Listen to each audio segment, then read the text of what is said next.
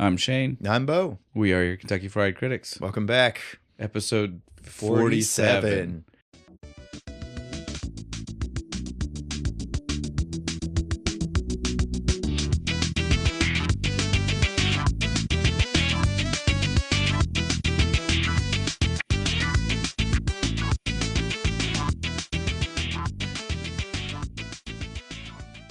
We did Eventually, I'll remember this. I swear. We're continuing our countdown to 50. That's right. And our big Viewer's Choice special. Celebration. I guess we should go ahead and do our socials and get into it. We don't keep them waiting. Although, like we already hinted at to them, they know the franchise. Yeah. So they can hold their horses a little bit longer until we get to They're probably just as excited as we are, but we got to wait. We got to pause for the cause. That's right. Now. First, we always take care of the meta apps, the big three. The ones that most overlords. I don't even want to say the ones that most people use. Two of them definitely most people use. Yeah. One is growing, but they are definitely owned by the biggest social media company. Even if you're a younger person and you don't like Facebook because it's not the hip one to be on, doesn't change the fact that they are one of the biggest companies. They still are. Yeah. Just deal with it. We have to. If you want to do this stuff, you got to deal with the book. It's Facebook, obviously. It's Instagram. It's Threads. That being the new one that they're really pushing. I'm doing more.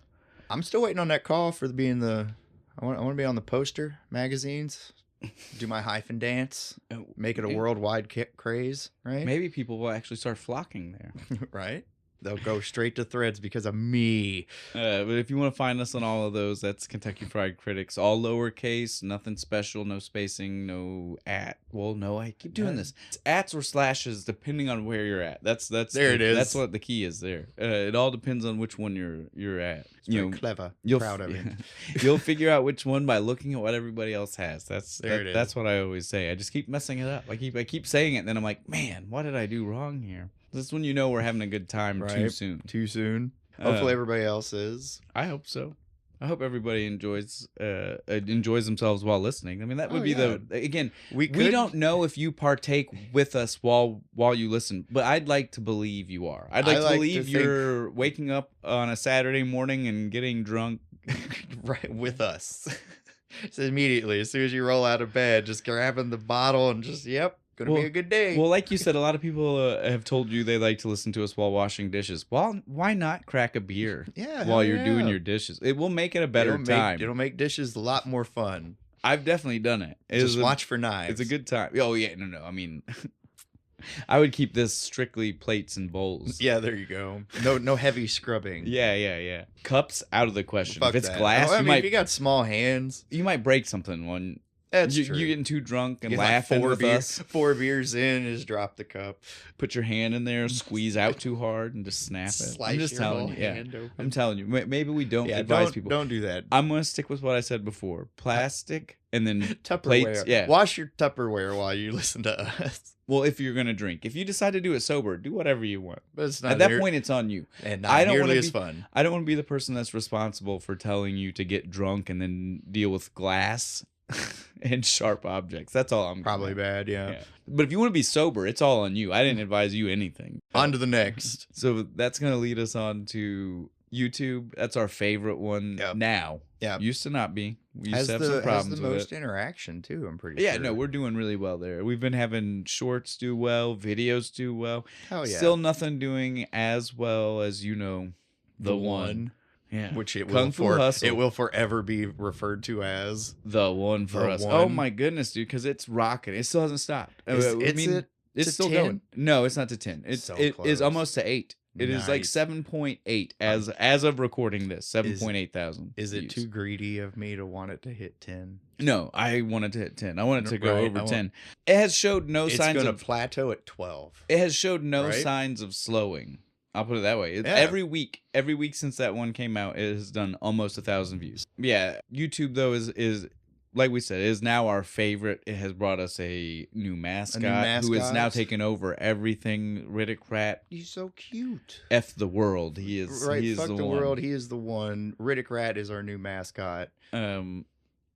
It's like Bo was saying, it's the place where we get the most. I don't know if it's actually the most interaction, but is the one that we get the easiest metrics to see who's so I can interacting? actually tell who is interacting. Obviously, we've already mentioned the Riddick Rat, so you might be wondering where does that come from? Well, that comes from YouTube, like we were saying. If you want to find us here at YouTube, it's youtube.com/@KFC Hence the Riddick Rat. Yeah.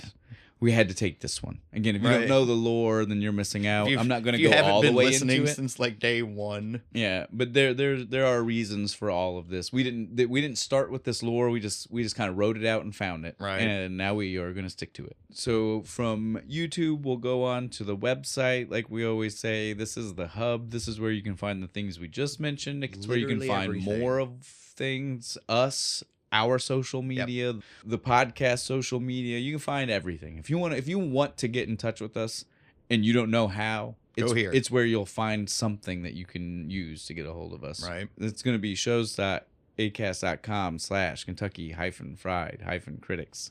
That's right. This is where he gets his dance from. I got a little Huey Lewis in the News going right now, buddy.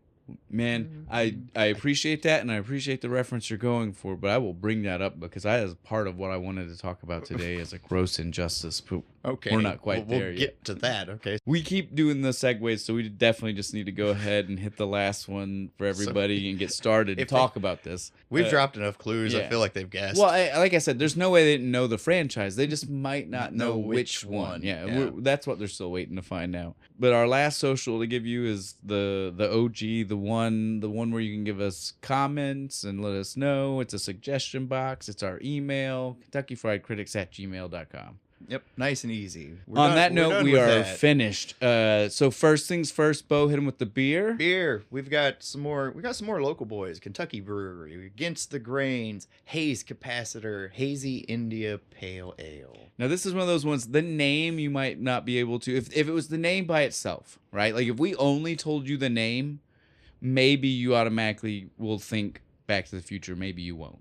But the picture of the flux capacitor on the can was kind of a dead giveaway. Once we post the picture and you see capacitor and the blueprint of the flux capacitor. And the can says Great Scott on it. Yeah, it becomes... Here. I just saw that. Well, so now that won't be in the picture. Yeah, but it's on the back, but I just saw it. That's But funny. again, it's one of those things where if you are someone who does know this beer, you definitely knew because you know all the references the can has. When you see the picture, it's pretty hard to not know. So yeah, obviously, guys, we'll say one or two things real quick about this. But obviously, the franchise is Back to the Future. We'll hit you with exactly which one and why we chose that one in just a second, though. The beer, I like it. I do too. It's got that classic hazy. Again, I'm not a beer person, so I don't know the words to describe it. But it is definitely like it looks a little cloudy, and the taste is also a little cloudy, but in a good, like, I don't want to say that in like, it's like murky, like it's cloudy and like I don't know how to, a je ne sais quoi, that certain something, like, I don't know, I don't know the words for this, so I don't know how to describe it the right way. Do you ever think we should like actually do some learning, like sit down and like learn about beer before we do this shit? I don't think so, because I'm here to be a pop culture expert, not to be the beer expert. The beer is the part that's we're all learning together. Yeah, there we go. I judge by whether I drink all of it or not. If I like it, I likes it. There's only been one where we didn't drink it. Yeah. It's not a secret. It's not a secret. It's you can go back and find it. Yeah, listen to us. It's a Halloween episode. It's one of those. Those are fun. Go back and listen to all of them and figure out which episode I'm talking about. On that note, let's go ahead and hit them. We've kept them in suspense long enough. Guess. So we're doing Back to the Future 2, the second one. The second one. Why are we doing the second one? We're doing the second one for a few reasons. The first one being, when you get to the end, you'll hear we brought our mini companion back. He's going to be saying a few words about the movie. Jack Boy. This is his favorite Back to the Future. We told him we wanted to do Back to the Future because we had found the drink. Yeah, automatically was like 2. And so we asked him his opinion. He said 2. Now, we didn't have to listen. We could have done anything. He loves all of them. It wouldn't have hurt his feelings. But when he said 2, we both were like, well, I guess 2 kind of makes sense, right? Because 2 lets you talk about the first one because they literally overlap it. Yeah. It drops an obscene amount of hints to for the third third one that's coming, which was like filmed from the beginning. Oh almost. yeah, and it's filmed consecutively with this one. So like, I mean, like they finished filming 2, immediately started. Hell, 3. there might they even were been building some scenes. They were building sets Yeah, for for 3 sure. while they were shooting for 2 over here. Oh, I wouldn't doubt it at all. So it seems very appropriate for being something where I would love to tell you guys we're going to get to all of them, and we've definitely said that with some other franchises that we've touched on. We've got all the time in the world, buddy. And we do, but just in case we don't circle back, we're going to hit it a little. 2 is the best one because it lets us hit all of a little bit of all of it at one time. So that way, if we don't make it back here, we've done a good job of talking about this, I think. That's a good. It's a fantastic reason for doing the second one. Yeah, I definitely think so. Plus the other added bonus of just getting to talk about fake futures, right? Fake futures that are now past. Yeah, like by like 10 years almost at this point. That's also really fun, and I couldn't pass up the chance to be able to talk about that. Where's my flying car, Shane?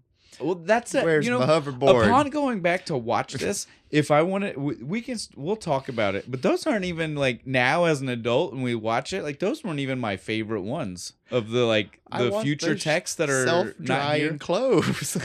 Dude, self-drying clothes. There's a whole. We'll get there in just a minute. I mean, there's so many, and I'm just like, man, so much of this stuff should exist, and not for the not the fantastical ones. Right, the ones like that just seem stupid shit. I love those. Where are those things?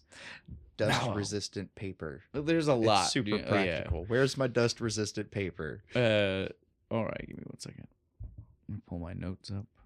I tried to make sure I did a better job with IMDb, but I was smart enough to leave it open this time and not be like, I'm so cocky I won't need it. Yeah. And then have to be stop and be like, oh, god damn it. Yeah. I tried to be smarter this time.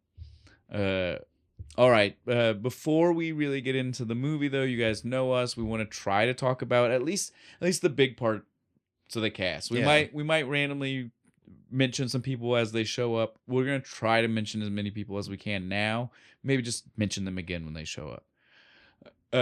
So obviously to start with, though, we want to talk about, and again, I know Bo hates this, especially for this one. We're not usually director people. Yeah. We're not writer people usually.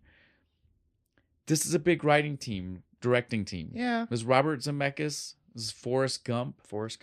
Romancing the Stone. How did you do that one? I like that movie. Yeah, him and Bob Gale were both writers on that one. I do believe nice. They're a writing duo. They did a lot of writing together for things. Who Framed Roger Rabbit? Oh shit.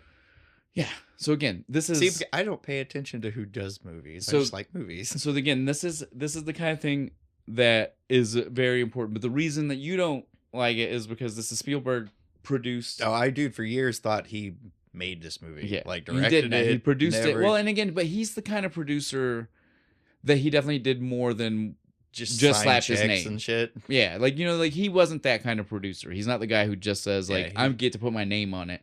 He knew Zemeckis and Gale, like they are like in the school. Yeah, like they're his Spielberg. Protégés. Yeah.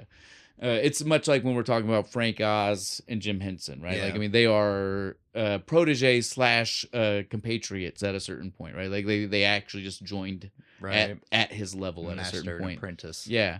And so, like, I know you don't like it, but like I've pointed out to you before, without him, we also don't have things like this one, right? Like, it's the catch-22 of it all. Yeah. You cannot like it, I cannot like him, but I need him. Right, because we can all admit like water. I don't that like water, the movies I mentioned that they did were great. This one's great. I mean, where would we be without? Right, this? it seemed like sometime after E.T. he just kind of quit trying and was just writing his name on everything. Like, oh look, my name's on it, so it's going to be good, right? A lot of times, I know. Doesn't help my argument that he was right. But it makes me even angrier that he was right. All right, we can move past. And I hate the man for being good. Is that okay? We'll move past them, so that way we're moving past the connection to Spielberg. All right, that will calm you down.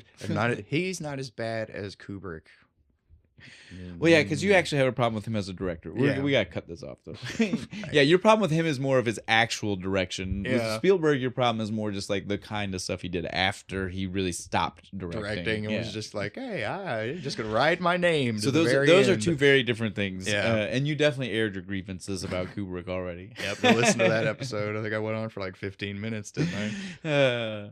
So we will move on to our actors now, so you can calm down. Because these are great people. Good people. Love all I these people. love the cast to this. Again, because if you like Back to the Future, you know them, and you know them very well, because they are in all of them. Yeah. They are here well, not all of them, unfortunately.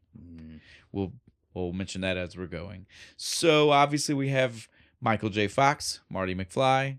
I don't even need to stop. I mean, we can say 1,000. Like, we do this a lot. Yeah. So we're really bad about like hitting the really famous people and then being like, we don't need to mention. And we don't. We only tend to talk about the smaller people and like some of the other things they've been in. I mean, like, you feel like there's more of a need to put them over. And I agree with that. That being said, I love Michael J. Fox. Other favorite movie of his besides Back to the Future? Frighteners. You took mine. I was going to say that. I was literally sitting here being like, don't say Frighteners. Don't do it. It's a good one. It is. I love that movie. Got Arlie Ermy in it, too. He does. I love it. Yes. So fucking good. And Peter Jackson. Yeah. One of the few directors that I actually like and have no problems with. All right. But so again, Michael J. Fox is great. And I love Michael J. Fox. I love his TV shows. I love his movies. Spin City. I love Michael J. Fox. So I wanted to take a second. Shout him out. That was good. We don't really need to say anything else. I had to take a second. The legend of Michael J. Fox. Next is Christopher Lloyd. He's another one. I don't think we really need to mention anything. He's mentioned. Everything. I mean, he's been everywhere. Christopher Lloyd. I don't really need to take Dennis the Menace. Yeah. Again, he's in things that people take for granted. You know what I'm saying? Yeah. Like he's been a Klingon before. Camp Nowhere. Yes. One of my favorite ones. He Taxi. I love the show Taxi. I forgot he was in Taxi. That's right. I love the Christopher Lloyd. Guy. I love him. No, the mechanic is Man on the Moon guy. Oh. Latka. Why am I not thinking of we'll fix that. He's the poor driver. Hey, he wrestled Jerry Lawler. Why am I blanking on his Andy Kaufman? Andy Kaufman. There it is. Jesus Christ, I'm mad at myself. Christopher Lloyd is just he's just one of the drivers. He's like the poor one. Yeah. The rest of them are all like making a living, and he's just like a hobo who drives a cab or something, which I think is probably more accurate for 1970s New York City cab drivers. Cab driver, they're literally just living off the tips. Not that I was alive back then, so I don't want to offend anybody who was a 1970s New York City cab driver, but I mean, it strikes me as the kind of job that maybe you could have been homeless, living in your car. I was gonna say, if they let you sleep in the car, it's probably not a bad gig. Let's get back on track. Because the city pays for the gas and shit, right? So then we got Leia Thompson, nice, playing Marty's mom again, like always. Lorraine, great. I love Leia Thompson. Me too. This is also the era of Howard the Duck. Yes. Which is one that I'd love to do at some point. We will try to find our best to get there because it's a great one. She also had her own run at like sitcom television in the 90s, Caroline in the City. Oh yeah, I remember that. So again, she's just as storied as the other people. She's been in other movies we've talked about too. Space Camp. Yeah. So again, you're gonna love Leia Thompson. Yep, she's one of my favorites. Then we have Tom Wilson. This is a name. He is an actor who I don't blame you if you. He has been in other things. He is 100% guy. Yeah, he's one of those guys. Right? Because generally speaking, if you see him, you're only gonna say Biff. Look, Biff's in this movie because that's what we all know him. Right. I mean, he didn't do anything obscenely like notable after the three Back to the Future. You just kind of was like, that guy's Biff. You never even learned his actual name. Now, that being said, though, I feel like we don't give enough credit to him because this is a guy who literally, by the time you're seeing him in 3, right? Like you forget that you're looking at the same actor. Right.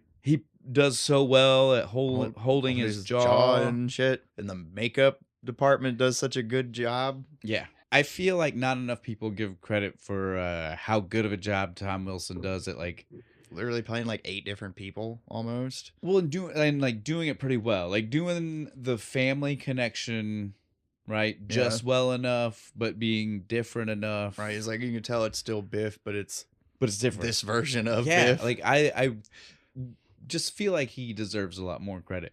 Now, like you were saying though, the aging. Right, the makeup department for all 3 of them deserve.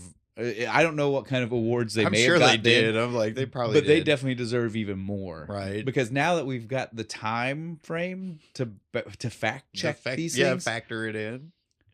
They were so good. They were so close. Their Tom Wilson looks great. Now, obviously, their original Leia Thompson was probably a little heavy on the aging. Yeah. Extra wrinkles and stuff. She don't look like that. She still looks good. She looks pretty good.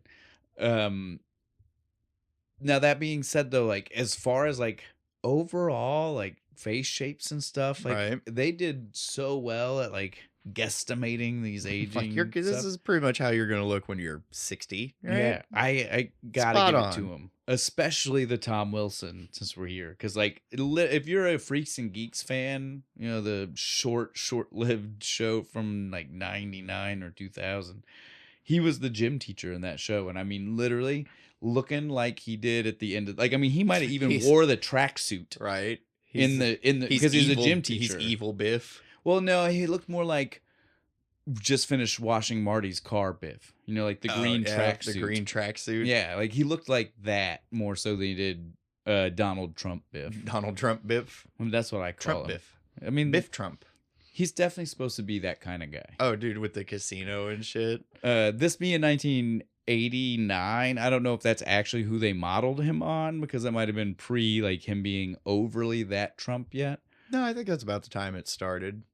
Yeah, but started like this is like a well established. That's true. So if it was based on him, it was another one of those. They did a really good job at projecting where things were going to go. Hey, for a movie that's there's a talking lot about the future, they get a lot of it right. Part of why I wanted to do this movie. They do a lot right, and they even the things that are wrong, the parts of them that are right, I feel like are the more important parts of what they made the guesses about. We'll talk about it. We got plenty of time to talk about it. Let's see. The only other name that I'll mention right now, because we've already alluded to the fact that we need to talk about this, is well, I guess we got 2, and this will they both tie together actually. We got Jeffrey Weissman. I understand already you won't know this name. Nope. Jeffrey Weissman is the person who replaced Crispin Glover.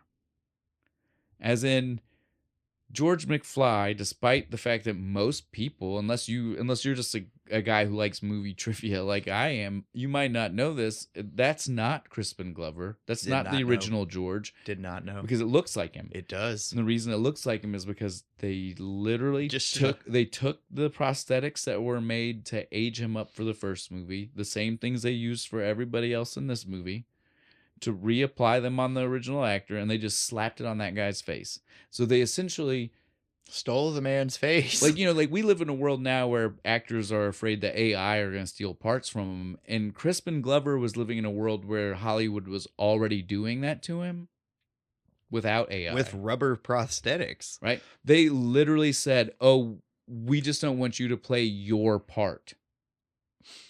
But we have the means to let someone else do it. Fuck you, man. I don't blame him for quitting. Yeah, he left Hollywood for a long time over that one. 10 years. Maybe more than that. Like Charlie's Angels, I want to say was one of the first ones. He's probably did other things. Yeah. I mean, like the first big thing he did, because it was a big thing when he did it. I remember being shocked seeing him as the Thin Man. I was like, shut the hey man, that was a pretty good fight scene in that movie. Yeah. But so it is one of those things. It did scare him away from wanting to be in Hollywood. Fuck. Yeah, I mean, I'd have middle fingered in the air and walked out the door too. And so it does also segue to us another actress, Elizabeth Shue. She plays Jennifer in this. She is not our original Jennifer. This one I feel a little bad that I didn't notice. Claudia Wells. That was our original Jennifer. Yeah, and so they replaced her. You can feel bad, I guess. Think about the first one. How little is she in the first one?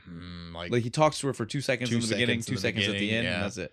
The only reason it's super notable and kind of a big deal is because the Back to the Futures all tie straight into each other. They end and begin with the same scenes, right? Yeah. Well, for this one, they had to refilm all of those because it was Jennifer there, so they had to refilm with Elizabeth Shue. Everybody, instead of just being able to be like, let's find a good splice point. Yep. Nope. We're just gonna refit the whole where he opens up the garage and finds the trucks. All of it had to be new. Didn't notice. Went right over my head. I'm okay with it because I love Elizabeth Shue, and I know that's horrible. But that Adventures in Babysitting. Yeah, until you told me today when I got here, I was like, no, she's in the first one too, isn't she? Yeah, the character is. The character is, yeah. But yeah, not Elizabeth Shue. This also brings me to a great point. It just goes to show the crazy history this movie franchise has with doing this, because it's also one of those things that's a well-known movie trivia. So for people that don't know, though, Michael J. Fox wasn't even originally Marty, to the extent that they had filmed a decent chunk of the movie. Him a large more chunk. Than like half, I think. With Eric Stoltz originally, which I'm kind of glad they did. The whole reason behind it, this is a well documented. This one's not necessarily a secret, but it's not one of those things that everybody talks about. Eric Stoltz was he was a dramatic actor at the time. He had done like The Mask and things like that, and they didn't want that. Could you imagine this movie with a serious Marty, no. not a funny, happy-go-lucky guy who yells a lot? Yeah, I couldn't have not only would the first one have been wrong, I definitely don't think they ever would have gotten the sequels. No, it wouldn't. They would have gone with it. It would have been It'd been a movie we don't talk about. No, fuck. If anything, if it was, we'd just be talking about Christopher Lloyd because he would have carried the whole fucking movie. Yep. So, thank God we live in this timeline. Those poor bastards who live in the alternate universe. Now, we've got a few names that I'll mention that are in the movie just real quick. We won't spend any time. We'll say more about them when we see them if we want to. We got early roles for Billy Zane, and this is technically just because he was in the first one for a very small role too, but that character got to come back, so he got to come back. I love this franchise for that. Way to go with continuity. That was one they could have replaced, and it wouldn't have noticed. Nobody would have cared. Wouldn't have even thought twice about it. Because it's not like he was Billy Zane at that point. Yeah. Well, and it's not like you barely even see him on. You know what I mean? Like, it's a really like blink and you'll miss it type of thing. Hey, that was Billy Zane. But so beyond the Billy Zane role, we also have Elijah Wood for a blink and you'll miss it moment. Super tiny baby fucking Elijah Wood. Gotta love it. Wearing a strainer, literally a strainer as a hat. That cracked me up. Does it have a propeller on it, maybe? I don't know. They just took a bunch of shit, kit bashed in my hat. I love it. It's so funny. And then the last one I want to point out is Flea from Red Hot Chili Peppers as Needles. Such a random one, that one. Like, when you're just watching along, I remember being a kid and when I finally understood who Red Hot Chili Peppers were, because I'd seen this movie before. Yeah, at a young enough age, I didn't really know who they were. But so when I finally knew who they were and realized that's who it was, I was just like, well, this is the most random fucking thing I think I've ever seen. Why the hell is he here? You gotta love it though. I love Flea. Yeah, now it's a fun. Now it's surprise. that's awesome. Fuck yeah. Okay. And a perfect name for him, Needles. Needles is so good. And he is a very important character to events that don't even happen in the movie. It's so it's so funny. But they do set him up to be a guy who is important, but just we never actually get to expence the reason he's in all three movies. I don't know if he's in the first one. I'd have to double check that.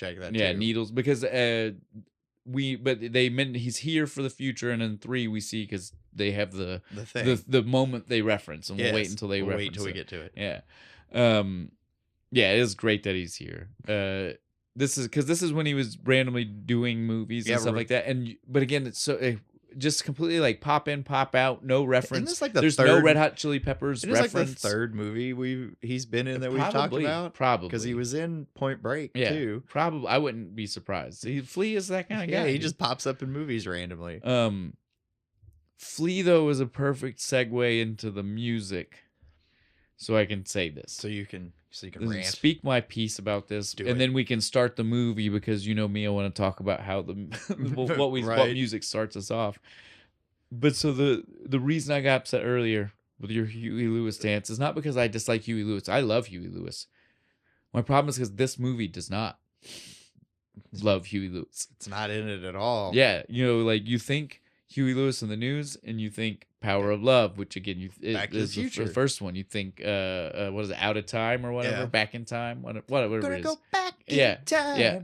You think Huey Lewis in the News. He's literally in the first one. He's the judge to the guitar contest. When he's in the Battle of the Bands, yeah.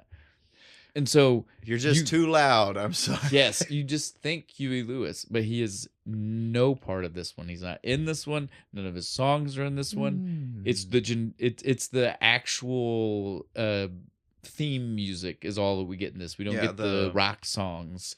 It's all new songs, and it's a great soundtrack. I'm not even trying to downplay the soundtrack. There's some great hits. Yeah, the soundtrack is awesome. Just no Huey Lewis. But there's just no Huey Lewis in the News, and I love Huey Lewis in the News. Do we know why? No, I don't.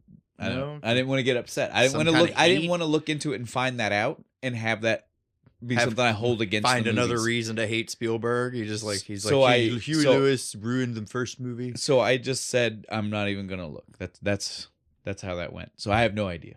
I just know he's not. I'm gonna blame Spielberg just because I want to. You do that. I'll just leave it as I'm going to leave it ambiguous because I don't want to hate anybody connected to I love these movies too much to hate anybody connected to them. I can love the movie and still hate the people that made him. I can compartmentalize like that.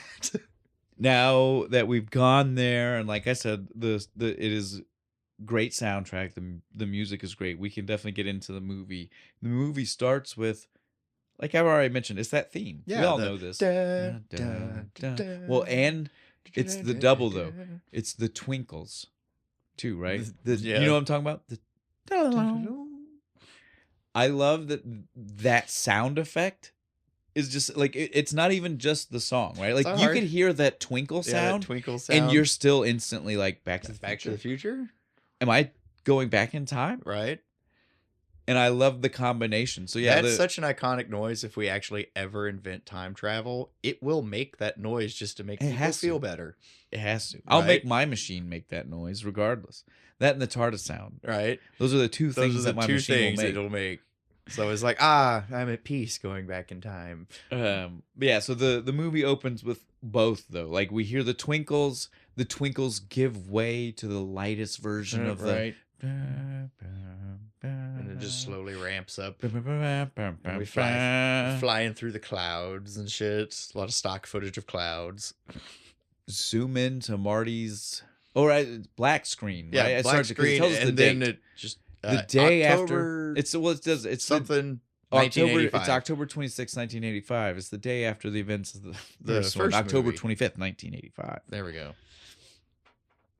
It just starts where the first movie ended. Like the garage door opens. Yeah, like we already mentioned, if this had been a perfect world and they didn't recast Jennifer, they would have saved him some money. They would have not even started filming until after this scene was over. Because they could have just reused. It would have been the in the car moment of them taking off. That would have been the only thing that was new, right? Like the whole beginning could have been stock footage from the first one. Because the whole bit of Doc showing up and like, we're going, every bit of need roads. But that's the end of the first fucking movie. We literally could have just started filming with them flying in the air in the future. We see the zoom in on Mr. Fusion. Like, all of that's in the first one. Yep. Fucking Miller Genuine Draft. I actually, we think I need to check. That might have been different too. What beer was put into Mr. Fusion? I need to check. As soon as you said that, I felt like a twinge went off in my brain. That was like, Shane, your fucking trivia thing's going off. Like, wait, something might not be right. Yeah, I feel like I've read somewhere before that maybe they had switched the beer. Well, they're all on Netflix. I'm gonna go back and watch the first one and the third one now, since I've watched the second one like 3 times this week. like I've already mentioned, this is all just a reshoot. But so the one part of everything that happens during this scene that I really love, though, is the subtleness of Doc's glasses and the fact that if you're really paying attention, you already know that they're computers. Because we get to see more of that later, right? Like the kids, the kids are addicted to them. Yeah, they just keep one of those things them. that they called about modern technology. Modern technology. It's a fucking Oculus. No, it's not even. It's literally a phone. It's a cell phone. It's a mini computer, dude. Because she's like, oh yeah, Dad, it's for you. The only thing they got wrong was how you use it. They thought we'd be wearing them instead of holding them. Yeah, because Doc is more the one that gives us the clues to that, because he uses it as a computer, whereas the kids are using it for media only and a rear view mirror. Well, he apparently uses it for everything. He's got like a camera set up. What's funny is you say that, but it might be radar even. Well, what's funny is you say that, but you could you can buy things for your phone to attach to your car to use as a backup camera. The exact same thing. Like I said, they nailed the feature. They nailed it. They just not didn't nail them. how we were going to use it. That being said, Google tried to make this happen. Google made glasses. They tried. Oh yeah, they just didn't take. People just didn't want to do it. So it almost happened. No. We were almost living in this 2015. 20 more years. There'll be a shift. Yeah, the glasses, you already see a little bit of it in this movie. That's why I mainly wanted to point it out. Like at this point in the movie, like you see, like she's touching them to be like, and they're all like waving in front of him. He like waves his hand in him because you can clearly tell you. Can you even see through those? What is this? Like from a prop standpoint, it's just a piece of silver plastic they've put on his face. So he's like, he can't see anything in front of him. It had to have been hard to film. Fucking Christopher Lloyd running into shit. Just as hard as it probably was for LeVar Burton to be Geordi. Yeah. Well, at least his had kind of like a grill pattern, though. He could kind of see through it. This is also my favorite version of the DeLorean. With the wheels that out and it turns into a hover car. It's that. It's the Mr. Fusion on the back. It simplifies things a lot. It looks a lot more sci-fi-ish, right? Like in the first one, it really does look just like a DeLorean. You can't. It's got the jet weird things on the back that actually don't ever do anything. It's not like fire comes out of them. But it's got those on the back. But outside of that, it really does just look like a DeLorean. This one looks futurish and high-tech sci-fi. The jet things actually do something. Yeah, and so I love this one. And like some people are gonna be like, "But that's the same one in 3." And it's like, no, but 3 adds the steampunk element to it. Yeah, because they have to 18th century strap things on. It's got tubes. Yeah, there's tubes on. Again, this is my favorite version of the DeLorean. Just because I do love that. Let's go sci-fi. Super with it. sci-fi. Yeah, this is my favorite one. Gadgety. You know what I'm saying? Like this is a real piece of time travel technology, right? As they get in, though, like we already mentioned, the doc is like, it's not even you that's in trouble, it's your kids. Something's got to be done about your kids. Which is why he said Jennifer had to come with him. Yeah. I only point this out because as soon as they actually take off and they're traveling they're going to where they don't need roads. Right. She starts asking way too many questions. And he knocks her out. And as soon as he knocks, which is already fucked up. Yeah. Marty's rohypnoled her in the middle. Yeah, with the little wand thing. And it's just like, okay, so the doc's dropping date rape drugs on Jennifer and Marty's just okay with it. Date rape technology in the future is just peak. You just wave a little wand and they go right out. But do not condone. I want that made clear. As soon as he knocks her out, though, is when he makes the revelation, like, "Oh yeah, I don't actually. She's care not about important. Her. Yeah. I don't need her for my plan." And Marty's just like, "Then why'd you bring her?" Right, and I agree. I'm with him. I'm like, "What the fuck?" There was no need. He's in a time machine. If he landed and saw her, he could have landed, knocked her out, and then they could have left. Well, yeah, because they do leave her everywhere anyway. Just leave her everywhere anyway. Yeah, in the right time. Lorraine would have found her. Yeah, but like, oh, why is Jennifer unconscious in the yard? George, bring some water. But even beyond that, dude, they're in a time machine. You just land, see that she's there, but see that she just showed up, and are like, okay, 5 more minutes before. And tell yourself, fucking Bill and Ted style. Leave a note. Yeah, Ted, don't forget to wind your watch. But so it's so silly. I feel like originally they must have because this one has 4 years between the first one and the second one. I feel like originally they had a pitch for a second movie that involved her. This is the kind of stuff where like I want to interview the writers and stuff. But I feel like it just makes sense that's why like they would film. That's why they would film different that story involving Jennifer in the second. It makes sense to why that's why they filmed that at the end of one. But then when they get to 2, 4 years later, obviously like they've pitched an idea and maybe they had rewrites, to like things happened and the story changed a little bit. But then since they already had this gimmick idea of ending and starting, now they were get rid of her somehow. Pigeonholed with having her, and they were just like real quick, real dirty, easy. Doc is just like, we don't need her. Might as well just punched her in the face. It is that bad, right? It's just like, okay, she's done. We don't even got to think about her again. Or you're gonna leave her on a pile of trash too once we get to the future. Let's see. I love that now that we have the flying DeLorean, when it time travels in the air, we don't have to back up. We can just zoop and go. Well, it's not just that. I love that it leaves the flaming tire prints in the air. How else would you know it went into the future if there's no flaming tires? Everyone knows this. I guess. Have you not? See, if you really pay attention, Doctor Who, every time the TARDIS goes, there's little flaming tire tracks after the TARDIS every time. Swear to God. For the non-existent times. It's on like roller chain wheels. Right. Nice. It's just one of those nice touches though. It is. Right. It's fun to see. Like you're like, oh, so they had to keep that because again, when you really stop to think about it though, you are just like, how does that work? There's nothing. The tires aren't spinning right now. The tires aren't even like they're not that. If anything, it should just be like a blue streak of light, right? Well, think about like the tires aren't even like vertical anymore. They're like horizontal, and they've turned into hover platform things. Were they hovering so fast that it left flames behind the oxygen in the air? All right, we're done. We don't need to do deep dive into the science of it. But so they travel to the future, Hill Valley in the future. Jennifer's now unconscious. They land. Doc is like, okay, first thing before we do anything, I gotta let you know, Marty, this isn't my face.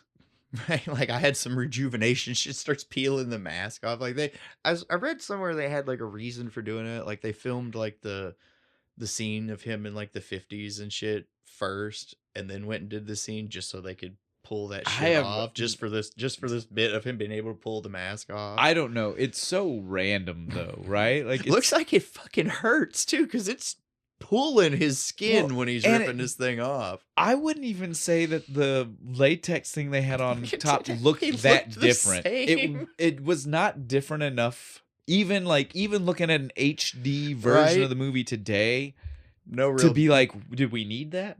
His skin was slightly lighter shaded before he ripped it off. As soon as he steps out, though, we also get to see the other piece of technology. Like, this is when we really see it's a computer on his face, right? Because he does the weather forecasting. Yeah, rain should stop in 5 seconds. 2, 1. Perfect. Again, talking about the mundane, dumb technology. 2015. Where is this? I want this level of weather forecasting. Accuracy on the weather. Call me a boring old man, but that's what I want, good. Right? Like, fuck everything else. Like, tell me exactly what second the rain is going to stop so I can plan my fucking day around it. And then, as you said, the rejuvenation clinic. I don't even care what in-universe reason they for the movie. They like added 40 years to his life or some shit. I just want to know where that is. Like, I don't care why the writers wanted it to be here, unless they had unless everything else, like they had reasons for making these assumptions. What was the reason? Where's the technology? Who do I need to talk to about why it stopped? For real. Because I want to add 40 more years to my life. Hell yeah. I don't even care about looking younger. Can I add extra years if I don't care about looking younger too? Is it cheaper that way? I'll look 300 years old. I don't give a shit, as long as I can still be there. Right? Like, that's all I'm looking for. Longevity. I'm not overly greedy. Right. Don't need the Dorian Gray thing. Yeah, I'm good. I have to keep my painting in pristine condition. I am not vain enough to care about that. I am just vain enough to know that I don't want to not exist. That's all I'm saying. Can I max it out? Like, I kind of like 45 top that? Like, is that like the max age limit I'll reach? I'm good with that. again, those on this scene and speaking to dumb technology that nobody should care about or want is the boombox style luggage that fucking Doc drops down for all these things that come out of. You know, like it spins open from the side. And shit. It you even, can like, see it. He pushes a button and it turns clear from opaque. Yes. It's like the shit materializes inside of it Again, if you need stuff. I want the dumb stuff. Like everybody else, like they wanted the shoes, the no laces shoes, the no and they lace made shoes. these. This was a real thing. You could buy these for a long for time. like $2,500. Oh no, that was aftermarket. If you'd have got them when they first came out, it was still like $400, which is still insane. Still but yeah, nuts. nowadays if you want to buy one, they're like $2,500 to like $10,000 or something. It's insane. Do they actually work? Yes, they're self-lacing. Yeah, they if are. I was rich, I 100%. might do it. They literally do everything. That would be nerd status. They there. do everything as advertised. That's what about for sure. the self-adjusting jacket? Did they do that one? No. And I want this jacket not even for the self-adjusting. No, just give me one that looks like it. It's Exactly. dope I as think fuck. it's a cool aesthetic. I Yeah. like that aesthetic. Again, I want the jacket just for like a jacket, right? Like, yeah. And what do we get though instead in the world? People who make the hat. Yeah, the hat. You can get the I hat. hate that hat. That hat is stupid. I think it's cool if you want to hang it somewhere, right? But Yeah, I like would to never like, wear that. oh look, like it's the Back to the Future hat. I would never wear that. That is definitely a wall I would hanger wear hat. that fucking jacket. Dude, everywhere. Especially if it's self-dried. I don't even need that, but that would be nice. I would just play with that. I'd dive into puddles and shit and get out, push my little button and get blow dry. Dude, it'd be dope. We learn from Doc that Marty Jr. is a dork and is gonna go to fucking jail and get himself arrested.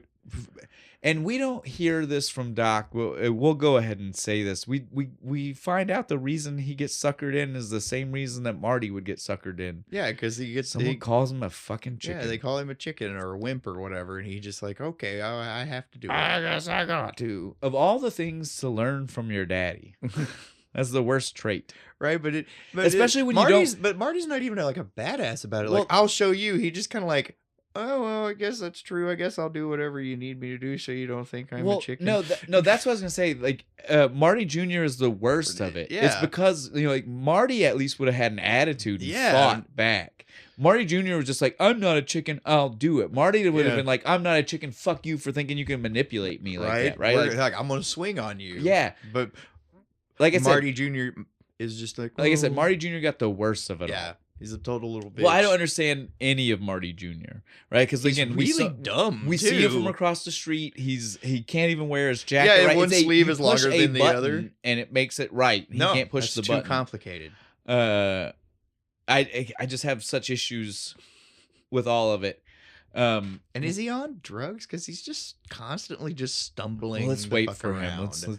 Let's wait for more of him. We'll wait and talk more about him when he actually walks in because we can see his face. Yeah. Right here, we literally only kind of saw him. Yeah, because flail the jacket. We still got to deal with looking at him through the binoculars. Yeah. Well, as I say, we still got to deal with Jennifer being. Yeah, we have to left go in like the left alley. her in the. We have to leave her literally in the trash in a minute. And so that's what I was gonna say. We'll get to him when we actually see him more because I want to talk about that when we get the up close because. That's one of those. Michael J. Fox is a great actor because he looks different. Yeah, when he plays Marty Jr., like his face completely different. Yeah, while Marty's getting changed and stuff, Doc just reaches back into the car and grabs Jennifer. Yeah, starts dragging passed out Jennifer. Yeah, he's like, help me with her. Grab her feet. Marty doesn't even say anything. He doesn't second guess it. He doesn't think twice about it. He's just like, okay, all right, Doc, we're gonna get her out of the car.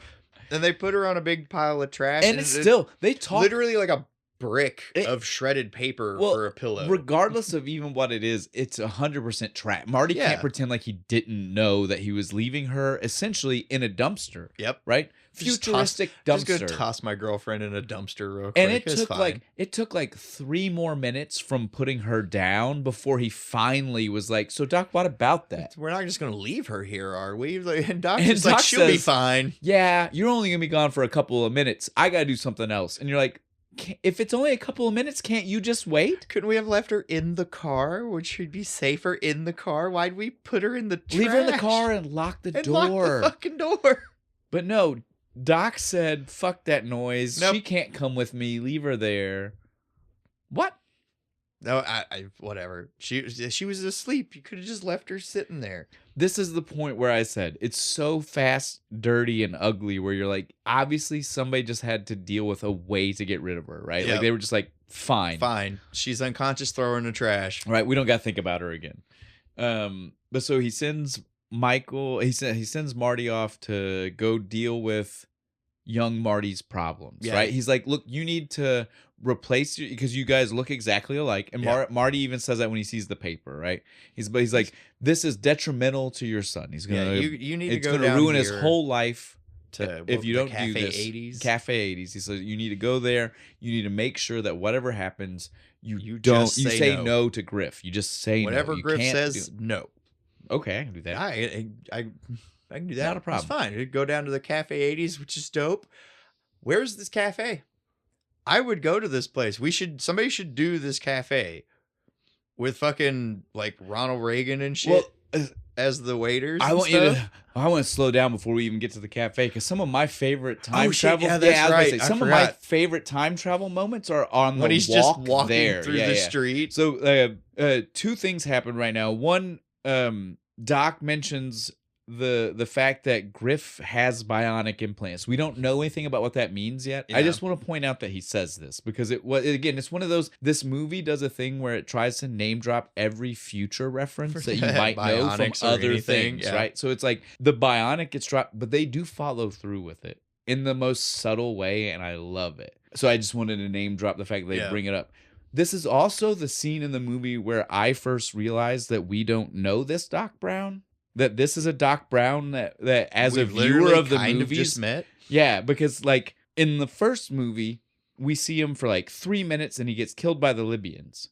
Yep. We do know Marty saves him and he doesn't die, but we don't even really talk to him there. That's at the very end of the movie. Literally you see him like for like a split second from a distance, right? Like he kind of gives Marty the it's okay kind of wave, right? Like you don't actually talk to him. This is like our first time meeting the 1985 Doc Brown. And the movie does it all so fast and in a beautiful way. Yeah. In a way that until I watched it this time, I had ever actually thought about the fact that this is a Doc Brown we don't know. Yeah, that's a good point. That we fell in love with a different Doc Brown. Yeah, the 1955 Doc Brown is the one that's from the first one that movie. We have nostalgic memories about, right? He's the one who slid down the cable and and the whole he's in the lightning. Yeah. Like, they make little miniatures of that you can buy and stuff. Like that's cool. How memorable it is. Yeah. That's not this guy. No, he didn't do that. Well, he did, but he didn't. But this is a guy that we don't know. Yeah. Like this is as an audience, we've only met this Doc Brown for like 10 minutes now, and we're just trusting everything that comes out of his mouth. And so like and again, Marty is in this one. That's fine. But as a viewer, it's really weird that they put us in a spot where we're just supposed to be like, that's why Marty's okay with it. We don't know that relationship. I just happened to notice it. It was very strange. It's in my notes right here. Yeah, no, I was just like, think of that. Why is so strange? It is. I've never thought about this before. No, legit. Like movie time-wise for us. Yeah, that we've only known this Doc for 10 minutes. This is like the most Doctor Who time travel kind of thing that's in Back to the Future, right? Because Back to the Future has its very own set of like time rules and principles, and it's not really a Doctor Who type of thing. This one though. This is the one where it's very much like this is a Doctor Who would write a storyline about like the fact that we don't know a version that we're traveling with. But yeah, before we get to Cafe 80s, like I was saying, I can't believe I almost skipped. Yeah, this. I love because this is when we get to find out about the Cubs. Yeah, the Cubs winning the series, winning the World Series. Also, I'll point out the guy who talks to him about the Cubs winning the series is the same guy who tries to tell him about fixing the clock tower, which is the same guy who fixes Biff's car after he wrecks into the manure. They just put him in different makeup each fucking time. Well, no, I think it's the same guy. Oh, just legitimately the same different guy? Times, yeah. Yeah. Like he was a mechanic back then. He got older, and now in his, you get what I'm saying? Now when he's like 60, he's just like handing out flyers and getting you to sign things, talking about remembering when when the Cubbies won the series. Yeah, didn't that actually happen? The year after. Oh, so fucking close. Yeah, it was one of those things. And again, when it happened, everybody was like, they were right. And then like Bob Gale and Rob Zemeckis are like, no, we weren't. Like, no. It's cool. It's cool really that cool. and it's so close. So crazy. No, no one ever We just actually took expected it we to just happen. made fun and Yeah, said we were something. poking fun at the fact that They the don't Cubs win. never Yeah, win. yeah. So Exactly. where's my Jaws 19? Where's Jaws? Was it like 6 through 19? Right? Like it's not even that they were not at 19. And I get it. It was a franchise they made a bunch of. I would warrant you they'd have been better making the joke about Friday the 13th, and they didn't know that yet because Friday the 13th is way closer to a 19. 19, yeah, that's very true. Than Jaws. They just directed by Max Spielberg. They went all the way. Yeah, right. I mean, they really sold that joke. It was good. Like I said, I love all this. I love that holographic. I don't love the way it looked. It was so cheesy. I'm totally with Marty here. The shark still looks fake. By today's standards, it's just like, that is a cartoon, right? I can't believe he got so scared. Right? I would have just been like, the hell? Right? Like, I'm doing wrong. Like a giant cartoon and you don't know it's a hologram and you don't understand necessarily what that is. 1985. I get being afraid of it. Yeah. But it looked like a cartoon. It looked like they a made this. cartoon. They made Michael J. Fox as Marty react like he was seeing a legitimate shark, right? The shark like, in it's the like, original and Jaws it's like, dude, is that's more not what he was believable. seeing, right? It's like maybe we shouldn't have gone that hard. It on looks the, like because he literally he folds he himself. collapses into a ball. Like, no, don't hurt me. Like, I love that you're that committed, Michael, but let's. We could have just done the goofy scream. He's a great screamer. Right? Just the last of the things that we see as they're going to the cafe that I want to bring up is just the weird futuristic Texaco thing, the advertisement that he sees. Yeah. For a couple of reasons. One, it's crazy. They are still using gasoline. So obviously this 2015 did not have the carbon neutral footprint era that we have had. Right? Because that would not be a thing. No Tesla in this 2015. But even beyond that, it was crazy for me as a kid because you remember this. Texacos were in a gas station in Kentucky at the time. No, not that this until I movie was in came like out. high school. Right? And so like for me, I was like, why is that the gas station they like as a kid? Of the future. Right? Like as a kid, I was like, why is this the one that stood through time? Should be BP, right? Right? 'Cause we had like 3 BPs back in the day. And I get it, it's just a coast thing. Yeah. Like on that coast where the movie was made, it was a bigger gas station chain. For us though, it's one of those things where you see it and you're like, weird choice, but all right. Right? Like we had and they were right. We have one here now, which means the growth on that gas company was great. Doesn't change the fact that it was really weird at the time. Like when the movie came out and I was a kid, I was like, what's a Texaco? Right? Like the only time I had seen Texacos as a kid when I seen it here were in older movies. We're in like movies from like the 60s or something. I assumed it was like a company that was made up from Texas. Texaco? It was originally. Oh, is it? Yeah. Yay. Texaco. 9-year-old me was right. Hell yeah. Texaco. Yeah. Yeah.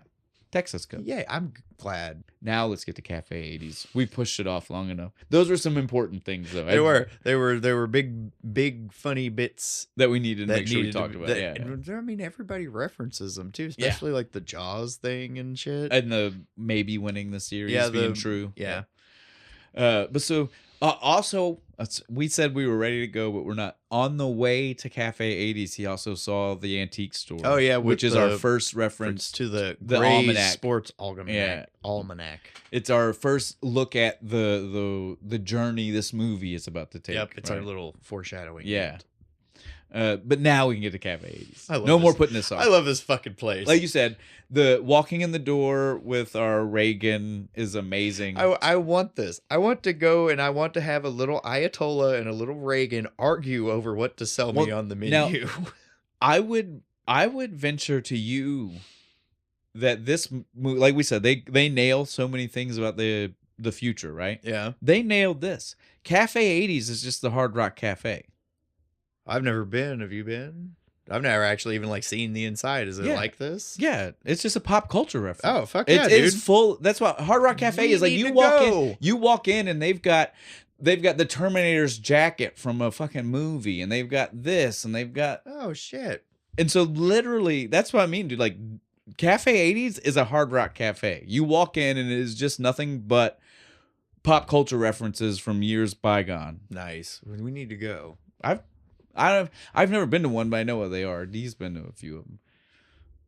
Yeah, they are just. It's the same thing. I have been to like a Dick Clark's American Bandstand. It's the same kind of pretty thing. Fucking cool. They're the same kind of restaurant though. It's all just like just pop culture shit. It's on the all walls about and like stuff. referencing the past and this whole like nostalgia hype train. Fuck yeah. And so that's what I mean when I say like they nailed it. It's not just like it's not that they nailed that Hard Rock Cafe was like a almost identical. I mean that they nailed it just in the fact that we live in a culture today that does stuff like that. Yeah, like that we are obscenely hype. Like as millennials, we love nostalgia and looking back, and we like the fact that your first words were instantly like, "I would go to this place." Right? Proves what I'm saying. Like we as a generation just love this shit like up, this, right? and so like they nailed this. Hard Rock Cafe should look into like the hologram shit. They should have like holographic fucking waiters. Don't give these people ideas because it's gonna happen. That would like be it sounds dope, it sounds fun, but then again, like we already said, you get into this Crispin well, yeah, Glover. then you get into the bullshit where like You get into the jobs Crispin from Glover people. problem. You get into them being mad on if you Greeter. stole their Just a greeter, not a waiter. When you walk in the door, you get a holographic person that says, "Hi, welcome to the Hard But did Rock the person Cafe." sign off on it? Like I said, you run into that Crispin Glover problem. Did they steal his prosthetics? That's fair. Did they AI steal an actor and not get their permission? Everything's negotiable. We can As long as the person signs off on it, I'm good. we can talk price on shit like that. If they sign off on it, I'm good. But that would be dope, right? You walk in, fucking like the Terminator, like Arnold Schwarzenegger's like, "Welcome to Hard Rock Cafe." So, but yeah, you're right. When he gets in, he gets assaulted by our Reagan And the Ayatollah. and the Ayatollah. You must try the hostage and he finally special. he finally just says, "Just give me a fucking Pepsi." I want a Pepsi. That's all I fucking need. This is another one of those products they have shamelessly sold. They've sold Pepsi in a bottle. And like then, this. I want one. I'm sure today it would cost you a lot. I know, but dude, that's cool. I always thought those bottles were It was dope like, as fuck. I want to say when they sold them, it was like 25 or 50, which is still a lot. But I mean, you're getting a weird prop reproduction. yeah, you get to keep to keep it. But today it would be obscene, because you're finding people, hundreds of dollars. Yeah. This is when he gets to see Old Man Biff. Yeah, he's over there. Thinks he's Marty Jr. Yeah, and stuff. he's talking to him like he's Marty Jr. Because again, they look exactly the same. So sorry that your dad's a loser. And Marty has the confusion where he's like, "You're talking about my dad, Right. George," and he starts defending George. No. And he says, "No, God damn it, Hello? your dad." Hello, McFly starts beating him with the cane. I love how he rears back Think, like he's going to McFly. punch him Think. for a second. Think, McFly. And then Griff shows up, right?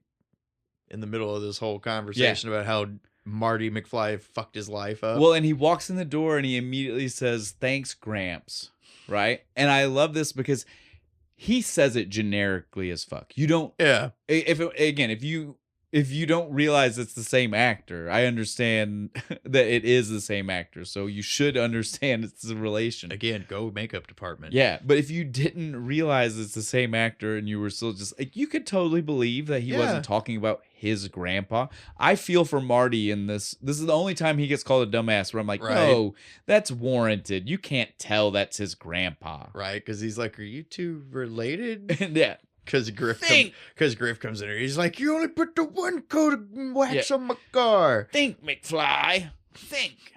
Of course I am. Quit hitting me with your fucking cane, old man. This is also where we get the first introduction to how well they were selling the bionics. Yeah, because he twitches. When he walks in the door, there's a twitch there's like a servo and a sound noise. effect. Yeah. Yes, dude, I love it. I love it. It's so subtle too. It's like, again, if you're not really paying attention, like you just like it's background. Everything. I imagine he's had like most of his like neck and skull replaced with like servos and bionics probably and his shit. feet later. Oh yeah, because he's got those huge and he does the thing where he towers. And they once he gets hit, he does. Wait a second. We're almost there. Yeah, wait a second. He gets hit and he does the thing. True. It's in my note. That's one of those ones I made sure to make a note about because I was like, this one was really weird. Yeah, that's true. I didn't even that. Yeah, so he comes in. It's just for a minute. He walks off, but this is he tells McFly not to move. I'll be right back. And so he's like, okay, whatever. This is what Marty knows he needs to do it. This is how he saves the day. somehow. Yeah. He still doesn't know how, but he knows it's got to be here. As soon as they walk outside, this is when we get our Elijah Wood. Yeah, because he hears the Wild Gunman game, so Get he's turned like, on. What the fuck? The kids found a way to get the loophole for free How do free you games. play this thing? Marty walks up, fucking Crack nails shot, it, dude. I'm a crack shot. Dude fucking kills all of them. Little kid Elisha comes back with, oh, it's a game for babies. You have to use your hands. Fuck you with your stupid strainer hat. Now, I want to point out, though, this is one of those, this was a throwaway line, but they were so close to modern day that it's insane. Because today, a kid would look at you because they only do shit on their tablets. Yeah. And look at you and be like, a controller? Hold a gun? I have to hold a controller? Yeah, what the hell? No, I should just be touching a screen. With my finger. Like, I just or looking at you with a keyboard and a computer and being like, I should just be able to touch it. Why do I need this? They'd be poking the screen. Yes, dude. It's so funny. They'd ignore the gun and start trying to poke the guys on the screen. Yep. It's so funny, but so right. It is. What I mean? I don't think they were even trying on that one, and they got it right. You know what I'm saying? Like, that's what's so great about that. But then real Marty Jr. comes the door, stumbling into the fucking place. This is that part where I want to point out, like we said with Biff and how great of a job that they've done there, and how we should be giving props to that actor. We don't give enough props to Michael J. Fox for playing Marty Jr. Yeah, because I'm telling you right now, I don't know if they gave him fake teeth too or something. There's something different about his face. Legitimately looks like a different person, but it is not. It is him. Is it just the dopey ass expression he has on his face? But even if it's that, like, he holds it so well, like it looks perfect from every angle. Yeah. Like, I don't question him like not being that. Yeah, every second, that's Marty's every son. angle. I totally buy it. He does so good with this. Like you said, it's like the way he holds his face. Like it. Right. But it is so perfect. Like, I buy it. I buy this too. As a kid, I would have told you it's not even him. Like, it's not Michael J. Well, Fox. they found a guy who looked just like Michael J. Fox. They were just using his stunt double. Yeah.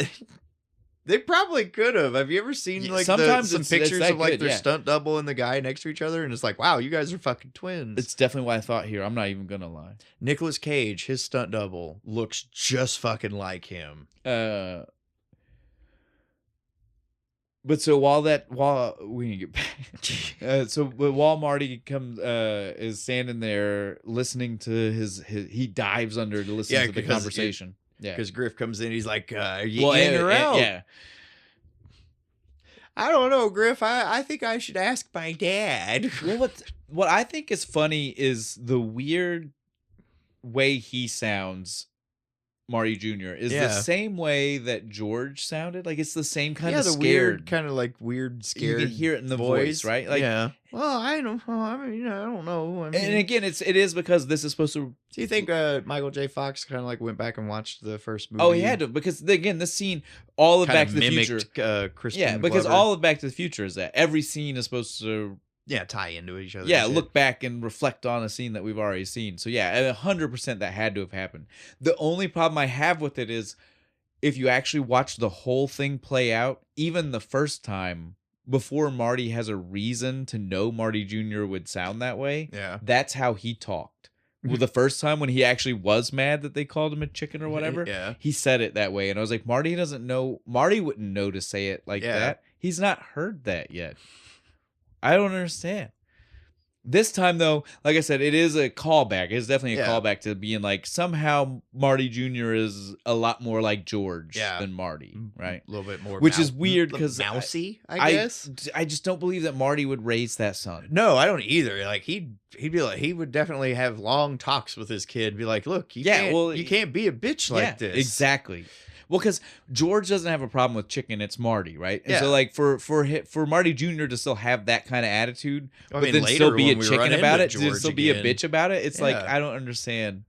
Marty wouldn't be that guy. He would have been like, no, you're always going to be better than that. Always stand up. Yeah, I don't buy it at all. I have such a problem with Marty in this timeline so busy working that he hung out with George more. I don't know. It rubbed off. I don't know. But either way,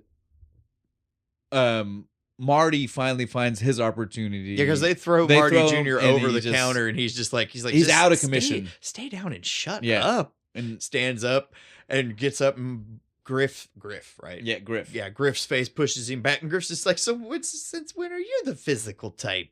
Yeah. Well, and then they start doing the chicken back to him again. Right. And he even has the Full button. The one sidekick has the button.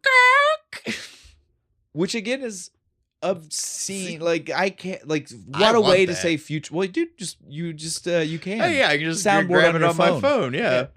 Again, like I said, they were so good. They just didn't understand where we were gonna hold the technology. Yeah, like, that's not on our belly. They missed. Yeah, that's the main thing they missed. Well, that was what was funny though. Wasn't it even like a pull string? Yeah, he like pulled something off of his stomach and pushed a button. It was so like funny. It had like a like an emergency strip you had to that pull did the off. chicken noise. I swear. Emergency chicken noise. But during this is when he finally cold cuts fucking Griff in the face. Yeah, right? he tries. He's like, "What's that over there?" He tries to go for his signature sucker punch, and Griff he catches does it. him, and he's like, "Oh crap!" And then he gets the whole. I was gonna say he does it, whether it's successful or not doesn't matter. Raises up like 5 feet into the air. But yeah, that's the crazy. But that's another one of those. So you think he has like in his shins? He just has like pistons that make him taller. Somewhere in his legs are more bionics. Yeah, I don't know. Like just raise him up like 6 inches. I don't know which part of his legs, but definitely in his legs. Marty just like, all right, fine, kicks him right in the dick. Well, yeah, a nut shot solves it every time, right? It does so.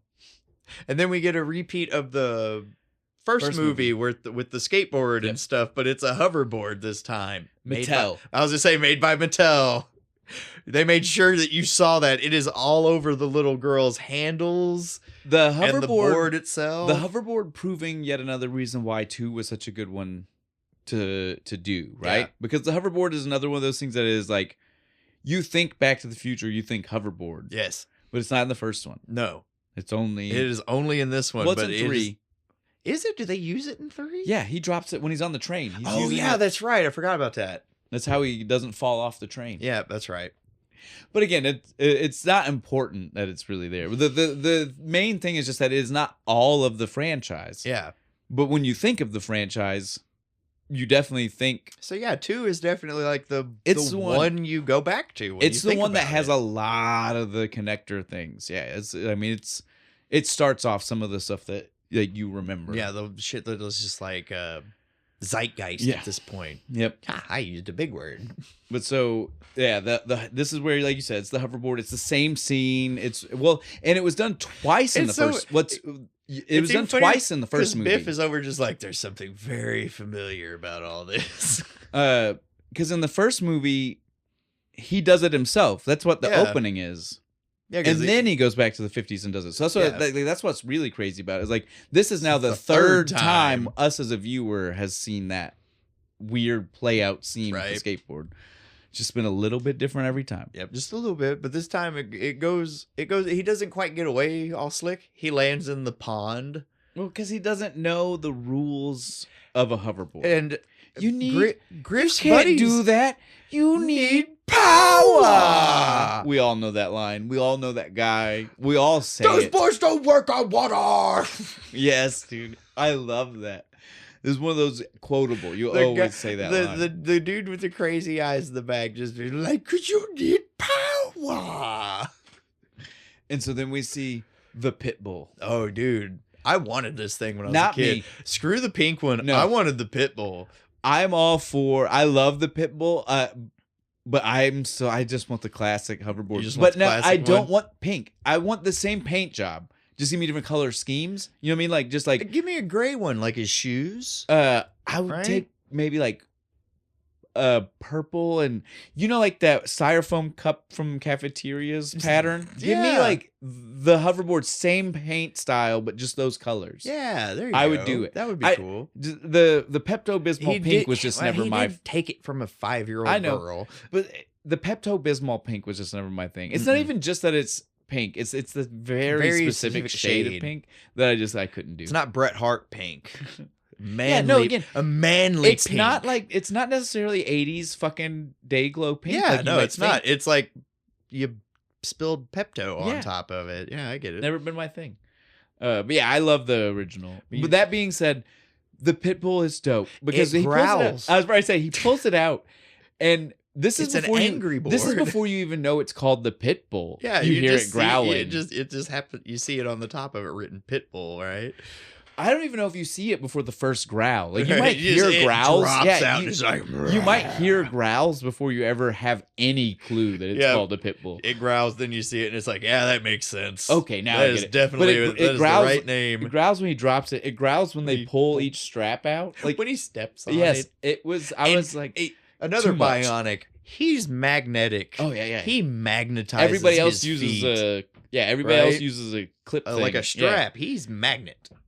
It might just be his boots. It We don't might know. be, but because I- those boots look like they could be metal. He had his right? entire bottom torso cut I know, off. but tell me the boots didn't look like they could be They metal. really They did. had that big like big pointed. big fucking spike and Yeah. shit. Looking Could have like, been metal. looking like the Iron Sheik's But so fucking then shoes. They fly out onto the water after him, and he's he's sitting there, trying. like. He's kicking desperately, trying to like paddle. Then he starts himself. touching water with his foot, and he really understands why the one guy was like, "You can't You do ain't that going without power." nowhere, dude. Because the second his foot got wet, like you see the hoverboard, like you would think, it's now carrying more weight, Yeah, and so it starts to drop. droop into the water. And it's like, So what do you makes sense. what do you do? He's coming at you with the big bat, so Just- he just drops into the water. That's what I would have done. Now, I have such problems with Griff's gang right now, right? Because these guys see Marty drop down, Yeah, and they realize that this is shooting up towards those windows. none of them let go. None of them were like, "Fuck this, I'm in the water too." Yeah, just jumped off. No, they all rode it into Dude, the building. If you pay attention, the chick smacks off of that I column know, before she even goes through the window. I'm like, oh, I feel so bad for her. Shit. So again, it's insane that nobody else saw Marty and thought, "Let's drop in." Yeah, I mean, it's fine. It solves all of our problems. The gang gets arrested. Marty Jr. doesn't get in trouble. I mean, problem fucking solved, right? Doc says so. Yeah, Doc shows up. He's like, great, we're good. Let's fucking... Well, Oh, no, wait, hang on. before Doc shows up, Marty had a little bit of time. Yeah, He stops gets out by of the antique store. He gets out of the water and does the auto dry thing that I like. He remembers this thing about because he even said it earlier when the guy mentioned the Cubbies. He was and like, shit. He's like, I wish I'd have gone back and put some money on the Cubs. And he's like, hey, there's a nice nifty little book over here. right? He's like, I remember. I love the chick in the store. She's like, we have this thing and it has a dust cover. And if you're interested in dust, we have this lovely little number from the 80s. It's called a Dustbuster. Like, who's interested in dust, right? Like the way she phrased that, she's like, and if you're interested in dust. Well, she just mean again, if you're in a world where dust doesn't exist now, That's fair. you might be a because collector. they have the dust resistant paper. So you might be a So collector. there's a guy who's just got jars of dust. Well, and Dustbusters because he thinks it's such a novel idea, right? That we lived Dirt in a devil. world where there was dust. Dirt devil. Fuck a dust buster. But you get now you understand why they Yeah. might have. It is funny when you, but you do have to piece all of the things together to get there. It is true. Yeah. So Marty though Marty was seconds away from being our bad guy, Yeah. right? Yeah, Like, really technically was. speaking. But so he walks outside, and as soon as he gets outside, that's when the doc shows up. I want to point out, I have such an issue with this because Marty throws the hoverboard into the DeLorean instantly. Yep, just into the front seat. Doc never questions bringing this advanced piece of technology Back to to the 1985. But god damn it if you're taking that book. 80s. Yeah, fuck that book. And they have a very... did you think this conversation was a little too loud Yes, to especially have about how Yes. we're time travelers and all this shit? and it's not safe to bring that. Yeah, and Biff is literally like 2 Right feet there. fucking behind him being like, so Doc Brown has a time machine. Huh. I can use this. Yeah, it was all bad. And again, I can't get over though just shouldn't after he told him about I can't get past the hoverboard. After he talked to him about the book, shouldn't he have been like The hoverboard is way Right? more Shouldn't he have- more of a problem. Shouldn't he have looked at Marty and been like, That can't come either. If that fell into like government hands in 1985, I know, the weapons they would develop Like off I of said, that hover technology. it was so weird to me to make such hover tanks. We'd have hover tanks by 1995. It was such a weird thing to make a like line in the sand yeah, about it is the and book, not but care not the fucking hover at all. It's just a fucking skateboard. Marty's cool. Yeah. I always liked him. Yeah, he's just gonna skateboard with it. He's not gonna do anything bad. He's not gonna sell it to China or anything. While this is going on, though, the Doc starts to give like a speech, right? Like about the things in the reason future, why the perils, the perils and the promise. That's what he even says, right? That's why I invented the time machine. Now, not to make money. I have such a thing with this. Just the word they use, the promise, implying that he already knows futures they go to. So there aren't are written. alternate futures. They're promises, right? Which means not So guaranteed. This is like the TARDIS. We can go to other dimensions as well as through time. I guess. So we can hit alternate timelines. Right? Well, it only makes sense when you only look at their library thing later. Or, you know, like they make sense of their time travel. But as of this moment, it exists in a really because we have weird no idea place. how long Doc was actually fucking around in the future. Nope. We don't know. We get the implication it was at least a couple weeks because he had to find out all the information on Marty's kids and stuff. It could have been years. We have no idea. It could have been like 10 years. That's why he had to do the rejuvenation thing so he wouldn't look like fucking 70 when he came back. Well, but that almost makes it worse because that means that he already. Because if you travel to the future more than once and you see that it's not exactly the same every time, you automatically know that it's a maybe future you're going to. Nothing is written. So he either knew 100% this was a maybe future, or he was speculating, or you get what I mean? Like, he contradicts himself a lot. A little bit. For being the guy who invented it and tries to act like he knows about it. He doesn't seem to know anything. But and that might be key to the whole problem. It probably is. Of everything. But right now his solution is to simply just throw the book away, and that's going to fix everything. Well, technically it would. It would if it would have landed tanks. If it would have landed in that minus hover tanks. If it would have landed in that little and actually hover incinerated trash can thing that it was there, like incinerated like it was supposed to, because that's what they told us. Things that went in there would burn. But unfortunately, the cops are over there messing with Jennifer, where so we they left have to run. We left her in the fucking trash. Old man Biff gets the book and knows that he can time travel. So he's the DeLorean. So he's going to follow them because he's never seen a flying DeLorean except for that one time in the beginning of the movie. Right? It's so funny the way he says it. I haven't seen that since.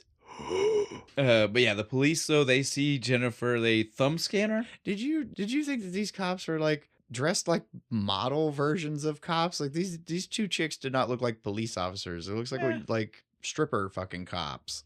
I don't think it was quite that bad, but yeah, I mean, it was definitely tighter clothes than what a modern right. Like I'm like those are some tight pants for a cop, man. That's all I'm saying. I've definitely seen cops wear really tight pants too. So it's one of those things where it's I don't know if this is necessarily that they were any more risque or if it's just personal preference and that's just their personal preference. You know, like most motorcycle cops wear really tight pants, and so seems like it would just be detrimental. Just asking to tear the ass right. I agree 100%, but by no means am I going to try to fault the costume department on this one. It might not be them. Right. This might be 100%. They were just like, I see cops wearing all sizes of clothing. Some of them like to have skin tight shit. Some of them they can't help it. Their belly a little big. So again, I'm not gonna blame anybody on that one. That one is what it is. Maybe it is. I mean, I'm not saying I'm not gonna go either way. I'm gonna stay perfectly in the middle. But they were tight. I will agree with you. Now what it I'm meant, just saying these cops can arrest me anytime. Yeah. So they find out that this is Jennifer. They think it's present day Jennifer. Man, she's had a great facelift, right? Looking good for 45. They have to take her to Hilldale. which Marty is super stoked about. He's like, bitchin'. Fuck yeah, I live in 'cause Hilldale. It's the brand new one. Yeah, it's the You one know, that like, was just getting built for them. Just like in the first one, we see Lion Estates was being built in the 50s, Yeah. and that's where it's gonna George be the and them new live. fancy estate where all the rich people live, right? But it's not. No, fuck no. It is run down as fuck. But for some reason, Marty's still acting like it's dope. It's well, Do you not see like the wild dogs and the fucking graffiti everywhere? you don't know the future, dude. How do you know every neighborhood's not like that? That's fair, I guess. Everything looks a little post-apocalyptic. You don't know. In 2015. You've not been there. I mean, we have been there. I was gonna say, I was like, I actually have, and it was actually not that bad in 2015. You don't know. It's getting a little worse as we go, but it wasn't that bad back then. But so, we do see the neighborhood. They drop Jennifer off. This is where it's so crazy, right? Because they were following the cops, and old Biff was following them. It's just like, this is like a cartoon all of a sudden, They right? all just kind of daisy chain It's like, their this is way like in. this is a Scooby Van moment, right? Like this is so funny. Like next thing you know, they're going to be in a hallway with 8 doors, all crisscrossing. And they go across each one, and they pop out at the same one, look at each other, run back. I also want to point out how crazy it is that old Biff didn't seem to even mind that time travel existed. He's was just like, totally oh. for it. Okay, and knew how to use it. Yes, because exactly. They both get out. They both get out of the car. Yeah.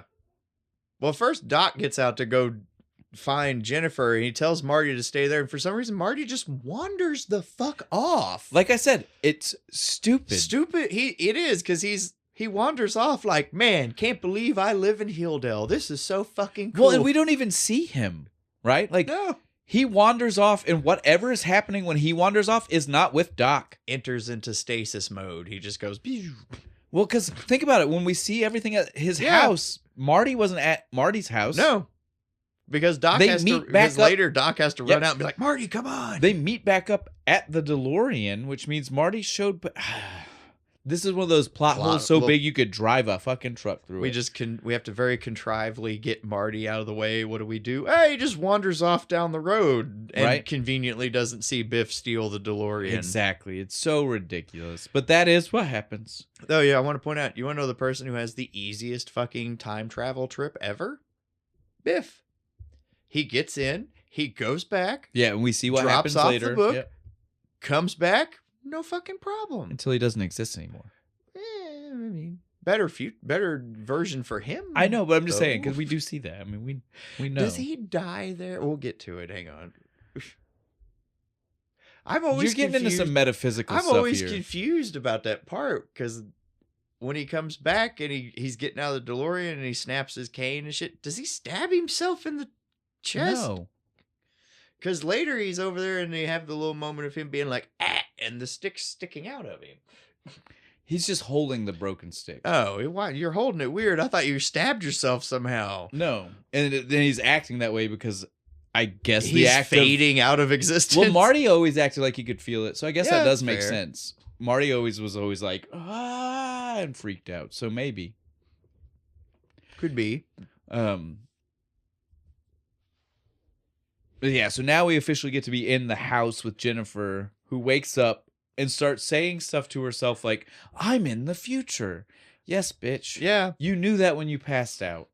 I understand that now you woke up after being knocked unconscious, date, rape, drugged by Doc. In this weird fucking house. But you did already know that. Yeah, Doc explained it to you, and that's why you got knocked out. You were asking too many questions. She picks up the picture. I get married in the chapel of love. Was she excited or upset? I could not tell. Was I she don't mad? know. Was she Her she like face- that was so cheesy, or was she like face that's looked mad, but her voice sounded like excited? aw. Right?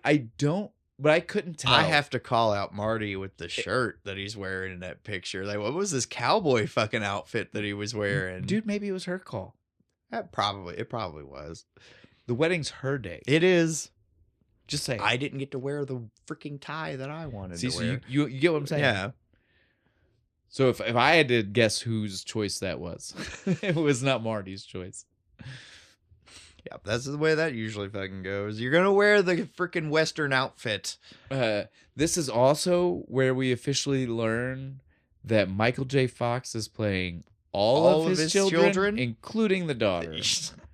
So Marty This is Jr. some funny Maureen, isn't it? Marlene, Or Maureen, something, yeah, something like that. But it's definitely something to be like a Marty but female. Yeah.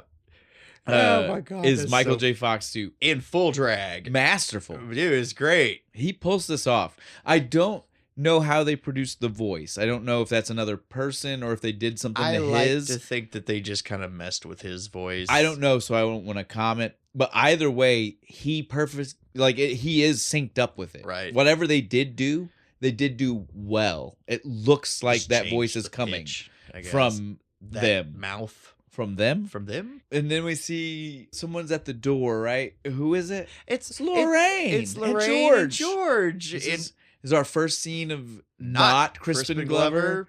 And you wouldn't. I didn't. As a kid, I definitely thought it was the same guy. I'm not. I don't remember how old I was and when I found out that it was a different person.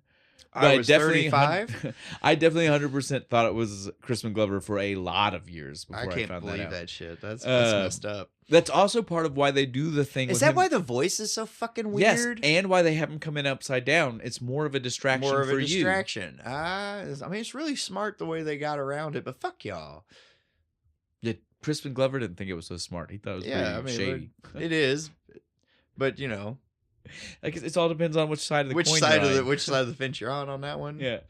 Yeah, I respect the game, but fuck you. Yeah, he comes in. Grandpa's upside down on his little thing, flipped it on a golf course. I love that they're making like he threw out his back. Right, he threw out his back. Oh my goodness, it was so funny. But it directly leads into the window frame, right? And she's like, Lorraine's like, this damn thing, I can't believe it's still broken. Again. I can't believe Marty would let it keep broken like this. And I was like, bitch, your husband is upside down right now. You don't get to talk about your son not fixing a window picture. Fix your husband and then bitch about a fucking window. A picture. The man is the blood rushing to his face. Look how red he is. He's a tomato. You know what the kicker here is? You pull the blinds up and that window is still a window. She does. She pulls it up and shit. You're not pushing a button and making your husband be right side up. It should be that easy. You could probably just kind of flip him, really. You'd think it'd be that easy. Right? But nobody's doing it. Wouldn't he just kind of hover right side up if you just gave him a little tap? I would think so too, but nobody's doing it. Just gonna let the poor man just pass out from blood rushing to his head. You can die that fucking way. This is also, we get to hear them bitch about the chicken stuff, right? Lorraine and George, like, you know how he is. He can't have anybody call him chicken. You remember that event in high school with needles? Yeah, and then he got Rolls Royce, and he got in the car accident and gave up on his music. And oh my god, what is that voice she's doing? Like, what are these voices they're doing? Like. Well, hers. My parents are getting kind of old. Their voice didn't get super high pitched like this. But watch things from the 50s and watch old people. There's a kind of the transatlantic kind of accent. It's just kind of this thing, and so like they were just mimicking it from things that they had as reference. That makes sense at the point in time. Yeah, I agree. It's not where anything ever went, but I understand why in the 80s, for people who were born in the 60s, they would think that this is where it was going. Yeah. Okay, that makes sense because their parents in the 60s sounded like that. Yeah. I want to sit and actually like learn the transatlantic accent just to fuck with people sometimes. Yeah. Then as this is going on and they're bitching about the Rolls Royce again, just setting up for us some of these things these that we need plot to know. Points that might come up later. We have Marty Jr. walk into the house, bump into Jennifer. Hey, Mom, nice Mom. pants. And she literally makes the statement to herself, like, Mom? And you're just like, you know you're in the future. You've seen the wedding picture. The cops called you Mrs. McFly. And you knew there were kids in the house because the daughter has already answered the door. You hid in the closet, remember? Who did you think you were to these kids? Right. It's a dumb fact that it took her that long to piece that together, right? I don't think it ever actually hits her until she opens the door and runs into herself. She's thick. Really good at being in denial, isn't she? Just like, no, this is real. Then we see Marty Jr. walk in, and he instantly turns on the TV to like 6 channels. 6 different fucking channels. And the Weather Channel. I love this because, again, this is one of those, they nailed the like today, right? I had like a TV that would do this. Picture in picture had just started. Yeah. When in 89, 90, right? Right. And so they just their natural progression was, oh, in the future we're just gonna be able to do more of it. of the same thing. Like mom and dad, they had the big screen TV, and it would do that. It'd do like you could watch like 3 different channels all at the same time. And so I understand where they came from with it, and they're not wrong. Mm-mm. Attention is definitely this way. But now instead of being picture in picture, we scroll. Yeah, instead of being picture in picture, it's just the fact that you can get to a new video within seconds of the last video. Just flick. And so we don't need to see 6 of them at one time. We can just get to the next one that quick, right? Yeah. That's the main difference. Streaming. There. But back in the day when it would have been a remote control and you were imagine like 80s style satellites, how long it took to change a channel. Yeah. So you would want There's like a 3-second delay. Yeah. You push the button, the screen would go black, then the picture would come back, and then you would be like, I don't want to watch that. And so at that click time, it again. At that time, you would want the 6 channels at once, right? When the satellite dish was literally a fucking dish. Yeah. This huge thing like you could skateboard in. So like I said, that's why this was a scene. Yeah. Because they want you to be like, look at the future. In 89, you would have been like, that's what I need. That's totally going to happen. Because then I won't have to flip channels as bad. I can make the last one change willing to bet while I'm looking at the others. This is why it happened in the 90s when we get the TVs that would do the split screen channels. It's probably because of this. No, that's what I said. Picture in picture already existed. They took the fact that you could have, at the time it was just one. And so they were just like, it was just in the corner. And they were like, oh, if this is existing now, we're going to make it more. 20. Yeah, like the natural progression is just that we can do more than one picture. Yeah. So they didn't come up with it. This was 100% art imitating life, not life imitating art. Okay. It was close. Like, I mean, if you were to look at the years, we're talking like they were within 10 years of each other. Well, I mean, no, this was probably within a year or two of when they hit the market. So, I mean, they were definitely speculating off stuff that most Americans didn't see in their house for 5 years. Yeah. But it was already commercially available. It's just that most average people, not only did they not have one, they didn't know it existed because they didn't know anybody that had one. I mean, it was like 97 before we got that TV. So. Oh, Dad had friends that had picture in picture on TVs by like 93 that I know of. And again, that's not still like those aren't like years obscenely after. rich people. Those Yeah. are just people who had a little bit more money than So we those did. rich people got it like day of, you know. Yeah, they and so did, that's what I'm right? saying. Like, so definitely in '89, One it day. existed. One day I will have the money to do shit like that. Then we see Marty. Marty gets home finally, right? Yeah, I like the computer voice and stuff. Lord of the castle. It's king of the manor. No, you got those. It's Oh, I did it Lord of the Manor, King of the Castle. like the Atari fucking Yes. voice. What's funny? I want my house to do that. You can do this. Oh, I can with the same voice? I don't know if the same voice, It's but you not could good. 100% program it to when you came in the door. Like, again, you wouldn't have to do anything. You could program it to do a geo tag of when you came in the door. It would say that. I have done it the cheap way where I've almost been home before, and you can make Google can do a Google announcement. And I've had it preset to. I literally typed in that Lord of the Manor, King of the Castle, and so that way when I was when I was pulling into the driveway, I hit the button for it to send the announcement across all. You know how you know Yeah, me. I have a lot of Google speakers in my do. house. All of them. All of them said it. So it was exactly great like the ringing scene. announcement. Father is home. It was exactly the scene. It was That's awesome. And so, like, yeah, you can make You felt like Marty Yes. McFly walking in, didn't you? You can do this if you really wanted to. And then when he gets home, I love he's walking through the house. He's doing the typical dad thing, right? He's supposed to be adjusting the thermostat. Yeah. Did you hear what he said? He adjusted the damn thermostat. lithium levels. No, he says lithium mode, meaning that's what he switched it to. Battery. They're just making a joke because lithium was just starting to be used as batteries, and so the joke was they weren't using battery mode; they were using actual power. Damn kids, wasting my electricity. Fucking, we have batteries for a fucking reason. Yes, that was the joke. You know, like it was a play. Why did I put solar panels on the roof? Well, it was the play on the heat versus cold. Yeah, it was like, why is it cold right now? Why is it set on cold right now? House feels fine. It was a play on that. Like, why are they using the real electricity if we have battery power built up? If you're fucking hot, open a window, which does not work Yeah. here. No, the humidity. Yeah. It only works up north. I'm sorry. It does. It works anywhere with no humidity. It can be. Oh, yeah, the it can desert. be Texas. It would Yeah, it work can be in the Texas. desert. You just can't be in the swampy areas. Like you can't be from us directly south. Yeah. You're swampy. It's gonna be humid. Yeah, too humid. because it does not work. Makes it worse.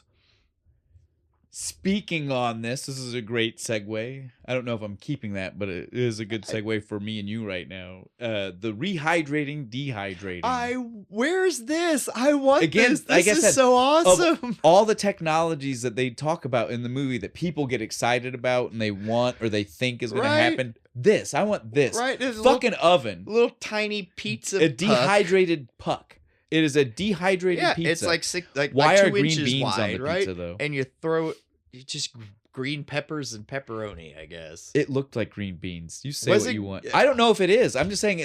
Watch the movie to again. make myself It looks feel like better. it looks like French cut green beans. Watch it again. It's That's got that uber green disgusting. color I and that hope weird not. shape. I'm gonna go look and I'm gonna be mad. But You're gonna be mad but because I promise right now to make myself feel better, they're green peppers I because bel- that's normal. it is normal, but I promise you, when you go back to watch it, you're gonna be like, A I think green it is green bean beans. pizza? It looks like it, dude. I swear.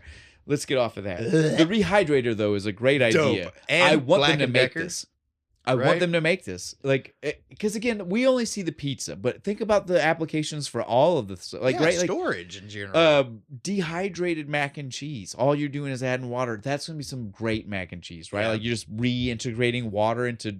Would it be better if you used milk? You think? Rehydrated it with milk, would it be creamier? Well, the machine's gonna do what the machine does, so I don't think you can. Oh do yeah, that. it's not But like if I'm doing but it the in point a is, pot. if it was made with milk the first time and you're just rehydrating, it's still gonna Yeah. taste like milk. Yeah, Right? That's you're just adding the moisture. that's back why a into the milk. rehydrator is better than what. Dehydrated. Well, then like any kind And of food that we're adding, doing, you know, yeah, like the camp food where you just add water and let it boil slowly, yeah. This is way better. This 'cause is high tech. We're Yeah, just yeah. like molecular we're style. putting it back inside, yeah. And so this is literally like any regular food that you suck the moisture out of, and you're putting from the moisture Pizza back Hut. in. It's a Pizza Hut brand. Yeah, it was pizza. an actual Remember how pizza. fucking huge Pizza Hut was back in the fucking day? The hell? The fuck are you? You're dead now. Some kind of gnat. I got it though. The other food thing, though, I want to point out that was amazing. The fruit garden. The fruit garden that retracts from the Didn't ceiling. write down what the hell it was called. He just But says fruit. That's all Well, he but says. it's got a Oh, does it? yeah, I it's didn't got a pay logo attention. on it. It's something. Everything in the movie has a logo and Yeah, you eat a fruit. company name. Yeah, you for eat most of fruit it. all the time. You need this. I would love this, dude, because it's literally like a hydroponic. It's growing fruit. Yeah. You are literally. Fucking, there's like grapes and apricots and fucking all kinds of shit on I this love fucking this. thing. It was dope.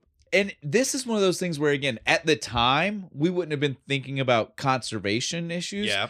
But today we actually do. And so, like, a thing that does this, It like, just makes grows your fruit fruit for for you. you. So that way you're not having to spend money. You get a They're not going to vegetable ship one. it far. I Herb would one, love it, dude. Right? You got I like the would one love over it. the one over the stove, like you just push it and herbs. That's it, guys. come down. These are the things we want. Right. Fuck the rest of it. Fuck these the rest are of the it. These things are the we shit. want. Fuck the flying car. I want the fruit, herb, vegetable dispensers. I don't need the shoes. The cool as they would be, I don't need them. This is. I do need the Pepsi in the cool fucking Yeah. bottle, though. I do need that. We do see that again. Did you notice? Yeah, at it- dinner. dude, at dinner there again. It Has a straw. not everybody to explain is- how yeah. you drink Not it. everybody is drinking the Pepsi though. The It's the just- daughter has yeah. Pepsi. It looks like weird coffee, but they're drinking it like it's not hot. Yeah, But it looks like coffee. I don't know. Yeah. So then at dinner, while they're all eating, we do get a glimpse at the fact that these things, their glasses that they're wearing, because are definitely more cell phone than anything else. it's basically 'Cause- how we would use a cell phone, Well, but they're using them like sunglasses. Yeah, because they can all see the house phone call come in, which again means that they don't have like cell phone idea, but it means that probably any house you go into, you're Has connected the- to a phone line Connected to these automatically, glasses things, right? Yeah, And so again, like these glasses are 100% our phones. These are computers. These are your telecommunication device. They're everything. but they're all rolled into connected one. to each other like the house phones used to be.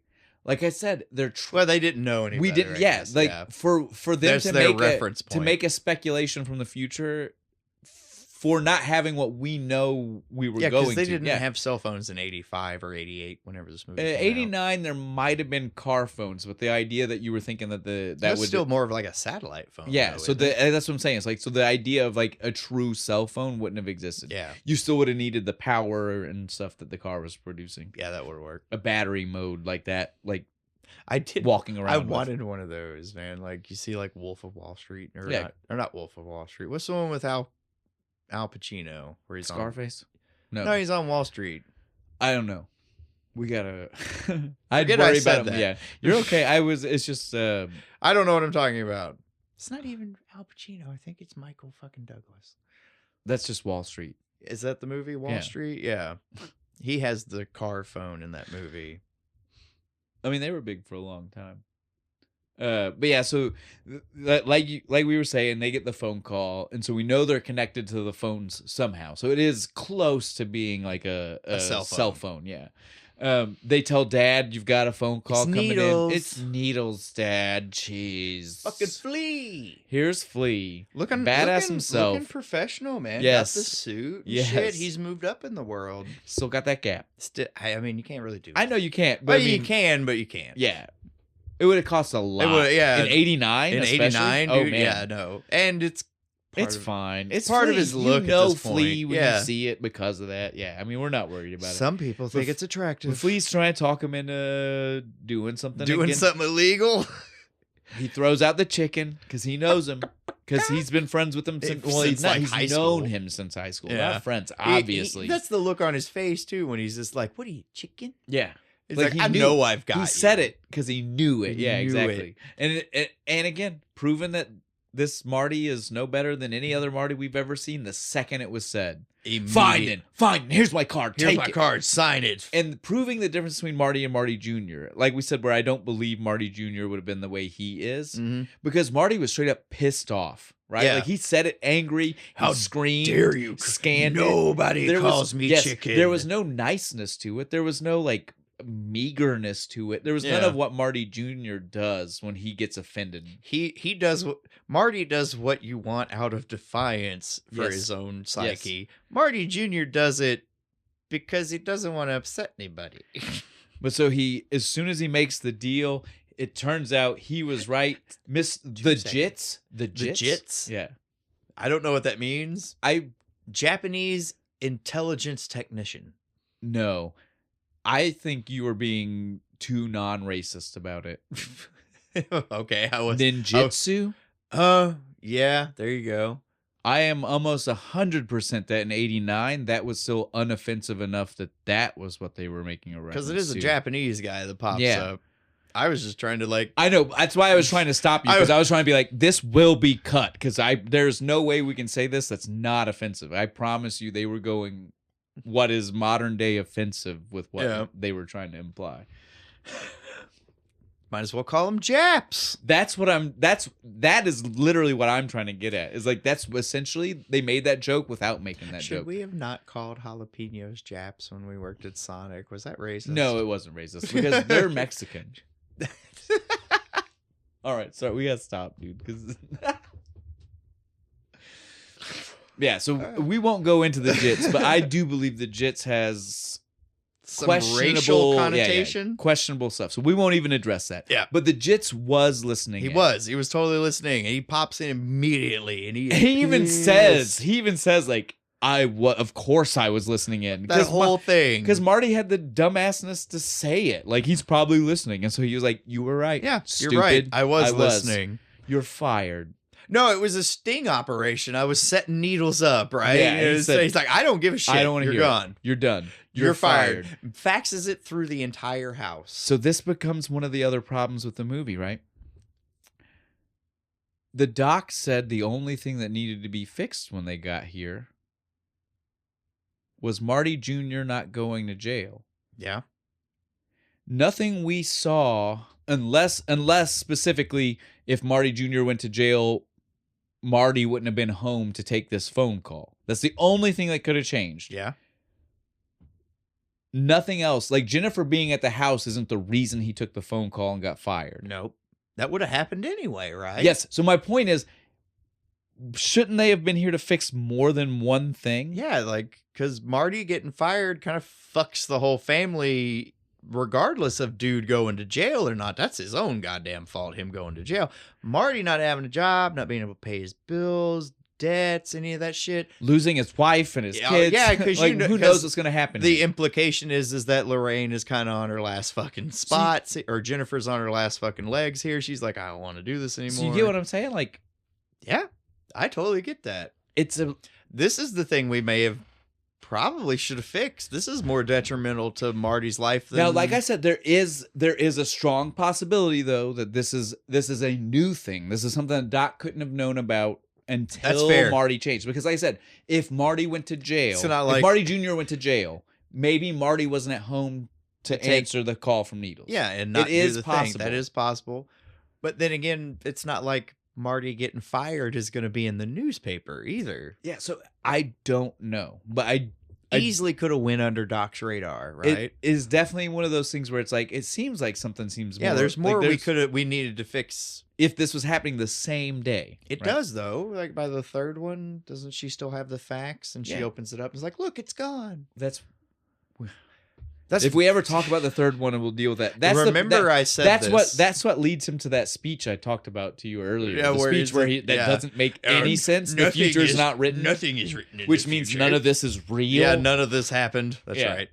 So we won't even address that right now because that makes it moot for us to talk about this movie. Wait for our sequel episode in 2025. Yeah, so he gets fired. She can't believe it. She grabs the paper. Doc comes to the window. Let's do this a little quick. Yeah. Because this is... Nothing really is happening, right? Like, he tells her to go to the door and leave, and when she goes to do it, she opens the door and she runs into her older self. I'm love old. This. I'm young. I'm young. I'm old. It's beautiful. It is. Doc, Johnny on the spot, right? Catches her as she's falling down and drags her out the door. And he starts running to Marty, who, like we said, this is... Just standing in the middle of the street, close enough to the car he'd see it. He should have seen it, but known if it wasn't there. Biff stole it anyway. Maybe he was only there. Maybe he just got back there. But where's he been for this whole time? The car was playing with his dick. I don't fucking know. But he's standing in the middle of the street. Even beyond that problem, he also then watches Doc Brown run up to him with a freshly passed out Jennifer again. Like, what happened this fucking time? No questions, no anything. No, like, Doc, can you stop roofing my girl? Yeah, nothing. quit knocking my girl out. I mean, that's got to cause some kind of brain damage, right? Nothing from Marty at all. Nothing at all. He's just like, okay, it's fine. Yep. But again, perfect fucking run from Biff. As soon as he shows up and gets out and fucks himself up and has a heart attack or whatever, just ceases to exist. Yeah, that's what happened. It's the same thing. Same thing that was happening to Marty the first movie. Like, he was just slowly erasing. Yeah. Because Doc and him show up. It's all perfectly fucking timed, right? So like they don't even notice that the DeLorean was gone magically. Then they leave, right? They go back to the 1985 because they got everything. Everything's fine. Yep, everything is solved, and they threw the book away. He threw it in the trash, right? Well, that had already happened. Yeah, but they don't know. As far as they know, everything's fine. Yeah, the book has as far as they know, the book has been in the trash for a long time. Doc Brown threw that in the trash. He doesn't find. Yeah. We got a little bit before he finds that. No, right now, we do get the Doc Brown starting to realize that maybe he needs to get rid of the car. Yeah, that's he's like, this is too much. Seeing the potential for I'm trying problems. to be careful, and this shit happened. What if this fell into the wrong hands? We got to destroy this thing as soon as we get back. And we're still not. He still doesn't even know the problems. Yeah, yet. He hasn't even figured it out They yet. barely even dealt with anything, and he's like, "We got to get rid of this." Like, it's just Jennifer getting that's it. He's like, "We got to get not rid even of this." Kidnapped, just displaced momentarily. So it's kind of crazy. Knowing exactly how far we're about to go from that. Sorry. As soon as they make it, as soon as they're in the car, though, and he's making the speech about how they probably can't do it, we get our first reference to the third movie because he starts saying, "I wish I would have made it to the Old West before I had to get rid of the machine." That's my favorite time period. That's the one place I definitely would have gone. Damn, I wish I would have done that. But now it's time to get rid of the machine. Get rid of the machine and turn my pursuits to the ultimate question of the universe: women. Yeah, that cracked me up. I'm just like, I mean, good luck with that shit, man. And then they end up back in time. And I'm going to tell you right now. They should have immediately known something was up. Doc did. Did he? Go watch again. He's looking out the window like, I think we're good. And then they play it off because the plane comes in. Like he just didn't know until he saw the plane they were in the right time. But I'm telling you, watch his face. Like go back and watch it again. I swear you see a lot more of a, this doesn't feel right. Yeah. Or this doesn't look right. Well, yeah, when they go to drop Jennifer off at her house, right? Marty should have immediately been like, "Why is there this crashed pickup truck in the middle of her fucking driveway?" He calls out the windows, the bars. Yeah, after they walk past, it's completely smashed, and it's just cockeyed in her driveway. Car accidents happen all the time, man. Was that there before? But car accidents happen all the time. Sure, I guess. You don't know. There's a lot of things where they should. They definitely didn't graffiti on the wall. Did you see the spray paint on the wall of Jennifer's house? There's a bunch of shit where they should have been like, wait, something's wrong. I'm on your side, man. I'm not trying to say that you're wrong. I'm just saying specifically the car. Accidents happen every place. The graffiti is a much better example. Maybe her dad crashed earlier or someone else, or some random person was going down just the street. smashed into accidents happen. That one's less of a proof. The spray paint, that one you should fixate on. That one's a good one because again, they aren't in the kind of neighborhood for graffiti. Right. So that one is a good point. It's supposed to be like a nice little suburban area, right? That one is the one I would focus on. But when Doc and them drive in, they got for sale sign on like every house and shit. It's all fucked up. A lot of clues. And my problem with this whole scene is we know why it's extra bad. Like they've left Jennifer in like random places 3 times and supposedly to them in their thinking at least. It's not a random place, it's her house. I don't care if you think this is the nice neighborhood. It's fucked up to leave someone sleeping outside on their front porch. Period. Especially like a young girl. You shouldn't just leave her outside. I don't care how good of a neighborhood it is. Yeah. Wrong is wrong, and that is wrong. She's been knocking on the door. Thank you. Mrs. Jennifer's mom and dad. But yeah, as they're leaving. She's a little drunk. She needs to sleep it off. I mean, take the heat, but like give them some kind of excuse. Like, sorry, I got your daughter drunk and she's passed out. Yeah, then as they're leaving is when he randomly throws out the bars. And it's like, dude, you shouldn't have maybe seen that right away. Yeah. I can't believe it took you that He does. long. It's just like a throwaway line. He's just walking away like, I don't remember there being bars on the window. And again, this is the part where he has left her. So it's a little bit more forgivable that he maybe didn't notice right away. This is once he's away. Now's when he really starts seeing like chalk outlines on the ground. Shit. Cars just on fire. Like crazy stuff is going on around him. I'm still just going to go home. Yeah. And when he gets home, gate's locked. Oh, that's weird. Oh. Still doesn't question jumps anything. over. I'm going to climb in through my window. I love this. She screams. Dad comes in. Dad loses it. Shotgun. Boom, boom. Get the fuck up.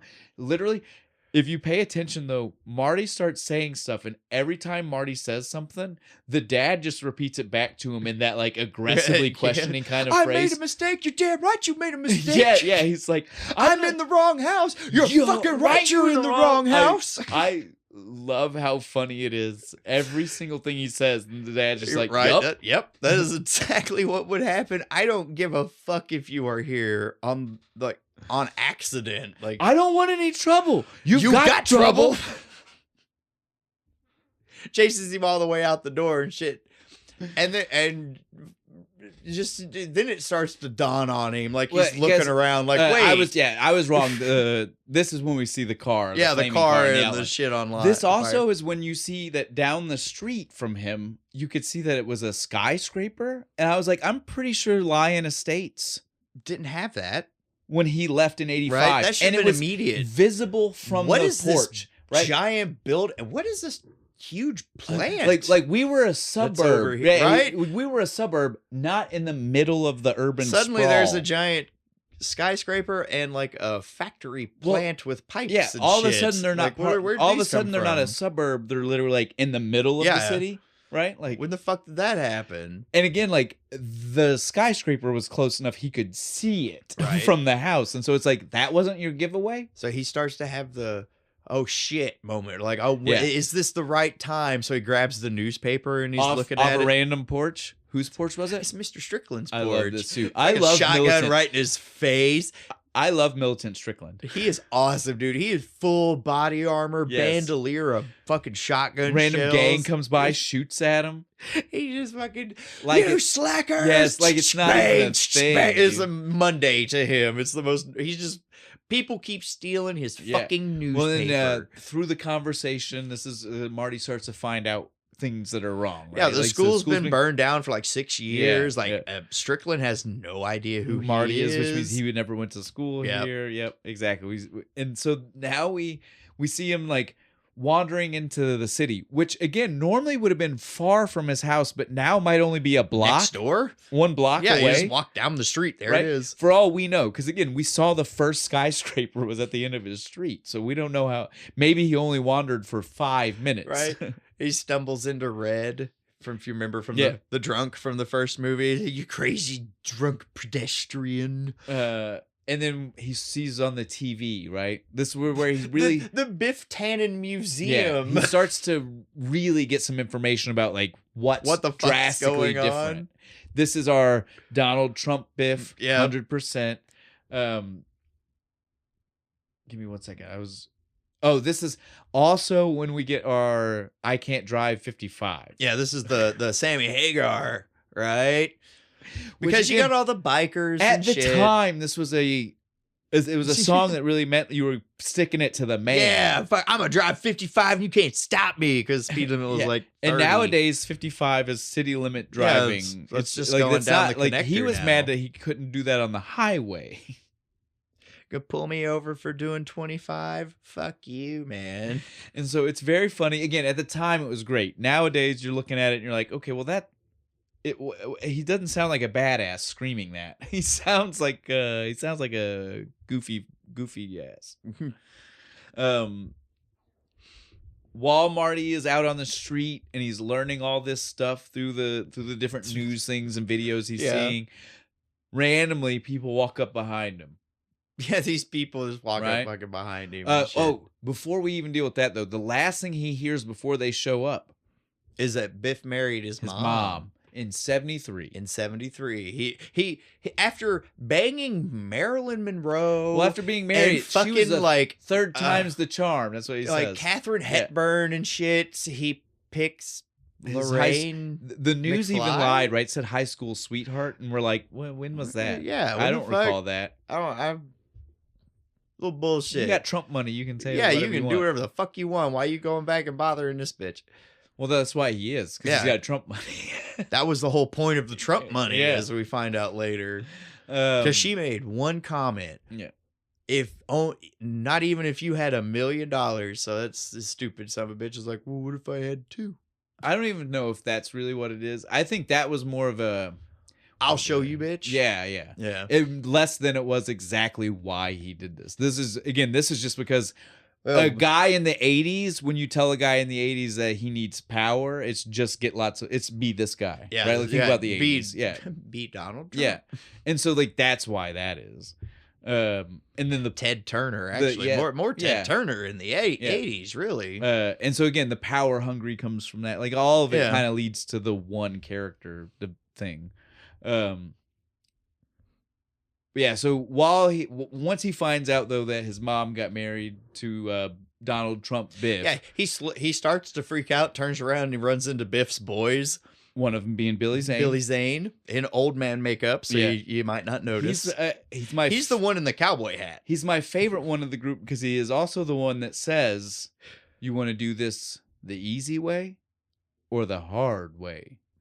the easy way. Okay, I have problems with this. They clearly have different definitions of what easy and hard are. To them, the easy way is to just blackjack the son of a bitch and drag him upstairs. Either the writer didn't understand what the phrasing of that means, or we don't understand. I don't know what it is. The easy way is like, okay, I go peacefully and I'll just walk upstairs. Everybody walks, right? To them, it's no. I'm gonna knock you the fuck out and carry you upstairs. Which is not easy, because exactly like how you like more effort on my part, dead right? weight? It took all three of them to get him up the stairs. I don't know. Billy Zane's pretty big. He could have like firemen carried him up there. They have an elevator, surely. Yeah, but they got to take him up the back way. They can't do that in front of everybody. They like right through the casino. It's right? Like, who's that unconscious guy? Come on. But then he wakes up. We get the scene that we've seen again. This is one of those we see it. In every happens movie. In every movie. Yeah, we saw it in the first one when he woke up after getting hit by the car. We see it right now. It's in the third one. Early in the third one. It's like one of the first things. Yeah. And so like, well, one of the first things after time travel. I guess, when he gets back to 1885. Yeah. But so this is him waking up and hearing his mom talk to him all affectionately. Oh, you're okay now, Marty. It's okay. You're all safe. This is that voice you were talking about. That weird voice that she kind of uses. Raspy in a weird way. Oh, she is a drunk in this timeline, so I guess I could fuck your voice up. This being the most real Leia Thompson to Michael J. Fox, like they didn't have to age her up stupidly, right? Because again, like the actors, they're almost the same age. She's just because of timey-wiminess. Bullshit. She's always older. Yeah. So this time, since she's had a lot of plastic surgery done to her, they didn't have to do as much. They were like, oh, we can kind of leave her close to normal, right? Other than the giant fake, the fucking dude, the fake tits. When she walks further away from the camera, it's not so bad. But that very first shot, you're like, they had to put the necklace. Yeah, you're just like that looks to hide like a piece of plastic. There is these are prosthetic titties. It's horrible. The huge like necklace but they are supposed to be. They are supposed to be. I get it, but they want us to know they're fake. It didn't translate well into HD. I know. They don't move. They did want us to know they were fake, though. That's true. I mean, fake titties don't really move. Literally, Mom, you're so big. Yeah, he even comments to her about it.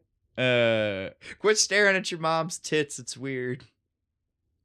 Biff comes in. We hear he's shocked to find out that Marty's back from Switzerland. He's like, you get kicked out of another one so quick. Yeah, he's supposed to be in boarding school or some shit. And it's like, goddamn, can we address this for a second? In Switzerland? Because later on we find out that he didn't know Marty was the problem, right? So this is 100% just him being a dick. This isn't him thinking he's protecting himself. Yeah, like this isn't a Zeus.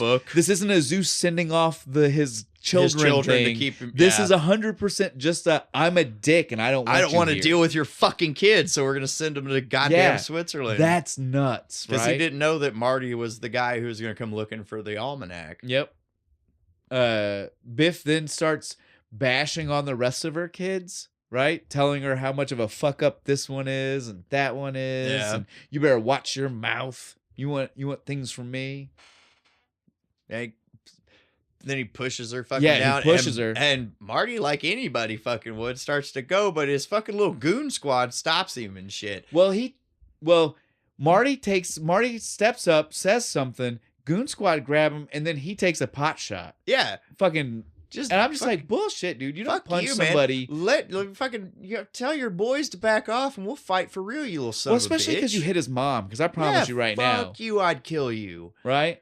You can't do I would tear your throat out with my teeth. But so while this is all going on, Lorraine's like, "Fuck you, I'm done. If you're leaving. Treat my son like my this, son, I'm out." And he's like, "I don't think you're out. I'm gonna cut you off from everything. I'm gonna cut you off from this, from the surgeries, from that." And she's like, "You wanted this. Yeah, you wanted me to get these. Titties. You want these titties back? Take you can them have back." them." For the second time, he calls out her kids. Yeah. Right. All right, fine. I'll cut your kids off. Your fucking daughter. She would never. All of her stupid credit card bills, done. Your son, I'm going to call his probation officer back to fucking jail. You want Marty to go to jail? One call from me, Marty goes to jail too. They're all going to end up like your brother Joey. Right? Goddamn jailbird Joey. Can't we leave this guy alone? He's still in jail. Is there ever a happy ending for Joey? No. Just I don't a little. If there is, we don't see it. One line of dialogue somewhere. We're like, Joey got out of jail. No, if there is, we never see it for sure. Is it in the cartoon? I don't Remember the think cartoon so. they I did? can't remember. I don't think so. Be a little dark for a cartoon. Like, we got Joey out of jail. But so she goes along with it because she's like, Dude, this hurt, He's dude. right. He's right. I was wrong. Like, dude, I hated this. I was Hearing just like, that in that voice, especially. I don't know why, but it is. It's just like, fuck, man, no. So that, and I love Leah gut. Thompson so much. I want to hold her. It hit him hard. He can't believe it. And he's like, well, how in the hell could you leave Dad for this asshole? And then she says, well, how hard did they hit you this time, Marty? Are you okay? And he's like, no, You can't no, remember? I'm not okay. How hard did they hit him this time? This time. This time. Happens at least once a month. Right? He'll ditch school, try to come back, save his mom. He gets knocked the fuck out. I totally believe it. Yeah, I do Marty. too. I do too, but it was still... He's like planning his escapes from it was one of those school. like real quick pieces of dialogue, right? Though. Like she just says it and then it instantly moves past it, and you're like, this time, how many times is Marty getting knocked around? At least once a month, right? But yeah, she's like, no, your dad's dead. He's been dead for 12 years. He's at this at this Oak Point Cemetery or something like that. We see him make it to the cemetery. No, Dad, God, no, dude. Yeah. Nobody screams like Michael J. Fox. He has the best fucking like scream reactions to things. And we see Doc shows up behind him. I'm afraid it's true, Marty. And I figured you'd be here once I found out about your dad. And it's like, where have you been this whole time? He has been investigation mode. Like the second he got back, you couldn't immediately tell Marty once you realize, like, again, Marty has been traveling a world he doesn't know. The Doc couldn't be like, I knew, I should probably have told you this. No, he had to go break into the library and do research. And now we get to see he's giving Marty the briefing, right? In the post-apocalyptic version of Doc's laboratory. Yeah, dude, is like leaking roof much and like shit. This movie has my favorite version of the DeLorean. This is my favorite version of Doc's lab. Yeah. This weird, like, everything's apart. Broken, yes, and he has to light it with candles and shit. Absolutely love it. Pulls the chalkboard out of the pile of crap, and he's like, look, we fucked up somewhere. Biff took the book, created a new timeline. Now we have this fucked up 1985. This is again, this is not the best version of like time travel, like understanding or anything like that.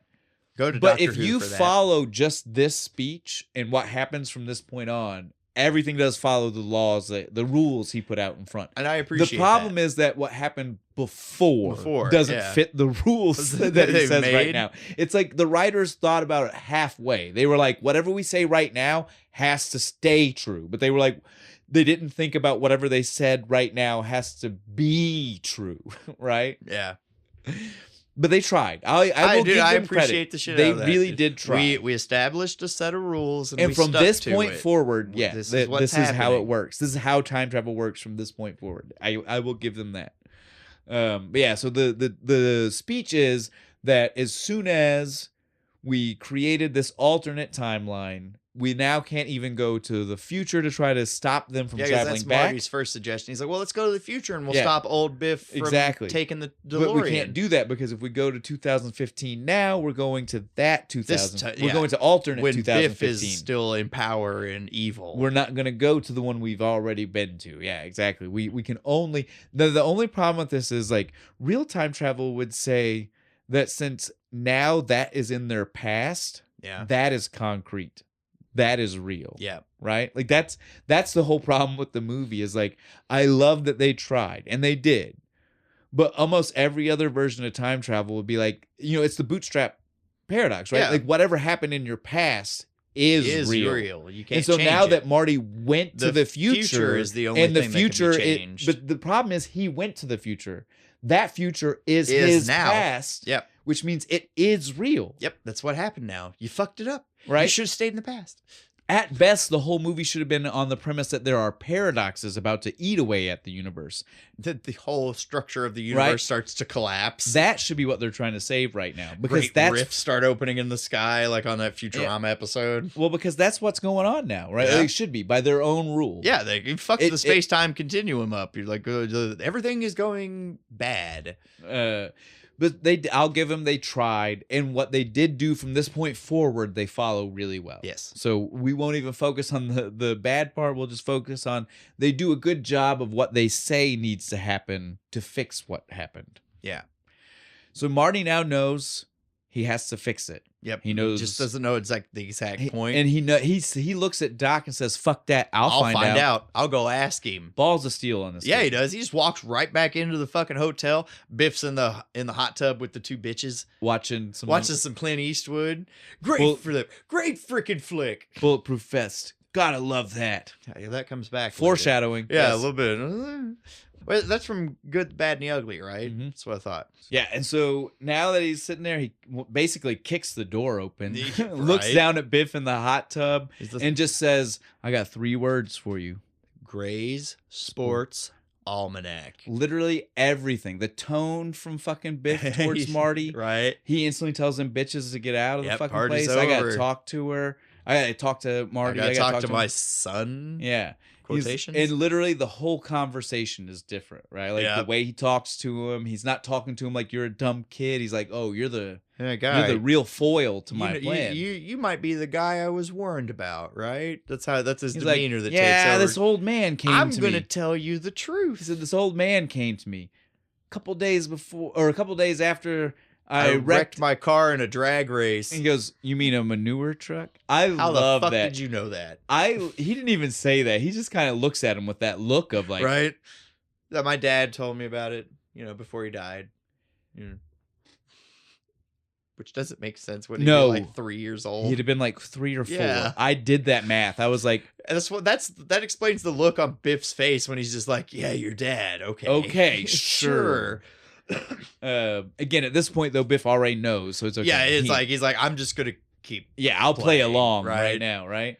And so, but as soon as he made that statement, though, Marty already knew what he needed. But everything else that happens right here, extra, right? Marty found out the second he said manure truck. He goes, I was there. I know the date. November 12th, 1955. Let's go. Let's do this. Now all I have to do is get out of this room alive. And so he pulls out the gun. He's like ready to fucking take him out. Calls his bad guy cronies to come chase him down. I love this shit. He starts going down the stairs. The scissor staircase. Jumps over the rail, and then goes up the stairs past. I love that. Was slick as fuck. It's so nice. If it wasn't for that damn door, he would have got away scot-free. Mm-hmm. But Biff sees the door shut last second, so he's like, he went upstairs. Gets up on the roof with Marty. Marty gets him to admit that he killed George. Yep. Just for his own peace of mind. Yeah, you killed my dad. It's not like he's recording it. The police are in his, really even gonna matter. And the police are in this Biff's pocket. Yeah, and it's not gonna matter because we're about to go back and change it anyway. Well, I guess this they don't set up for us if this universe ceases to exist. That's true. There is still universe. There is still a Marty here in Switzerland. Yeah. That Marty might have a shitty life. Before they jump, he writes a piece of paper, throws it in a mailbox for Marty McFly. Yo, Biff killed your dad. But yeah, so plus though, like we said, the police are in this Biff's pocket, so I mean, none of it mattered at all. He just wanted Biff to say it out loud, and he does. He gets that. He gets the peace of mind to hear Biff say Two McFlys with the same gun. And then we get the most beautiful thing ever, where fucking Marty jumps off the roof. Yeah, and he does. You see, Biff's just like at first he's excited. He's like, stupid fucking kid, stupid kid, and then he's like, wait a minute. And he goes to look over, and then he's scared shitless for a second as Marty's lifting up. They missed what I felt like was one of the best things they ever could have had right here, which was to have Biff say a flying DeLorean, like the Biff from the beginning of the movie, because it's not the same Biff. This is alternate timeline Biff. Yeah, they could have had the same line delivery from what is 2 different people, and then knock him out with the door. Dude, they should have done that. A flying DeLorean, donk. But we don't. Would have been perfect. That's fine. Yeah. Small things you wish you could go back and change. We gotta hurry. Oh shit! That's with no stopping. We gotta hurry. This is a great movie. I know we're getting too comfortable. Yeah, so now, though, Marty knows where they need to go back to. Well, I mean- Doc looks at the paper. He's no longer been... Oh, wait, sorry. I'm getting ahead of myself. Marty knows when they need to go back to. He tells Doc, he's like, you're not going to believe this. We got to go back to 1955. I don't believe it. But then Doc even is like starts to speculate, right? Like, he's like, maybe it's like a nexus point or amazing coincidence. Do you know what I think it is? It's way simpler than that.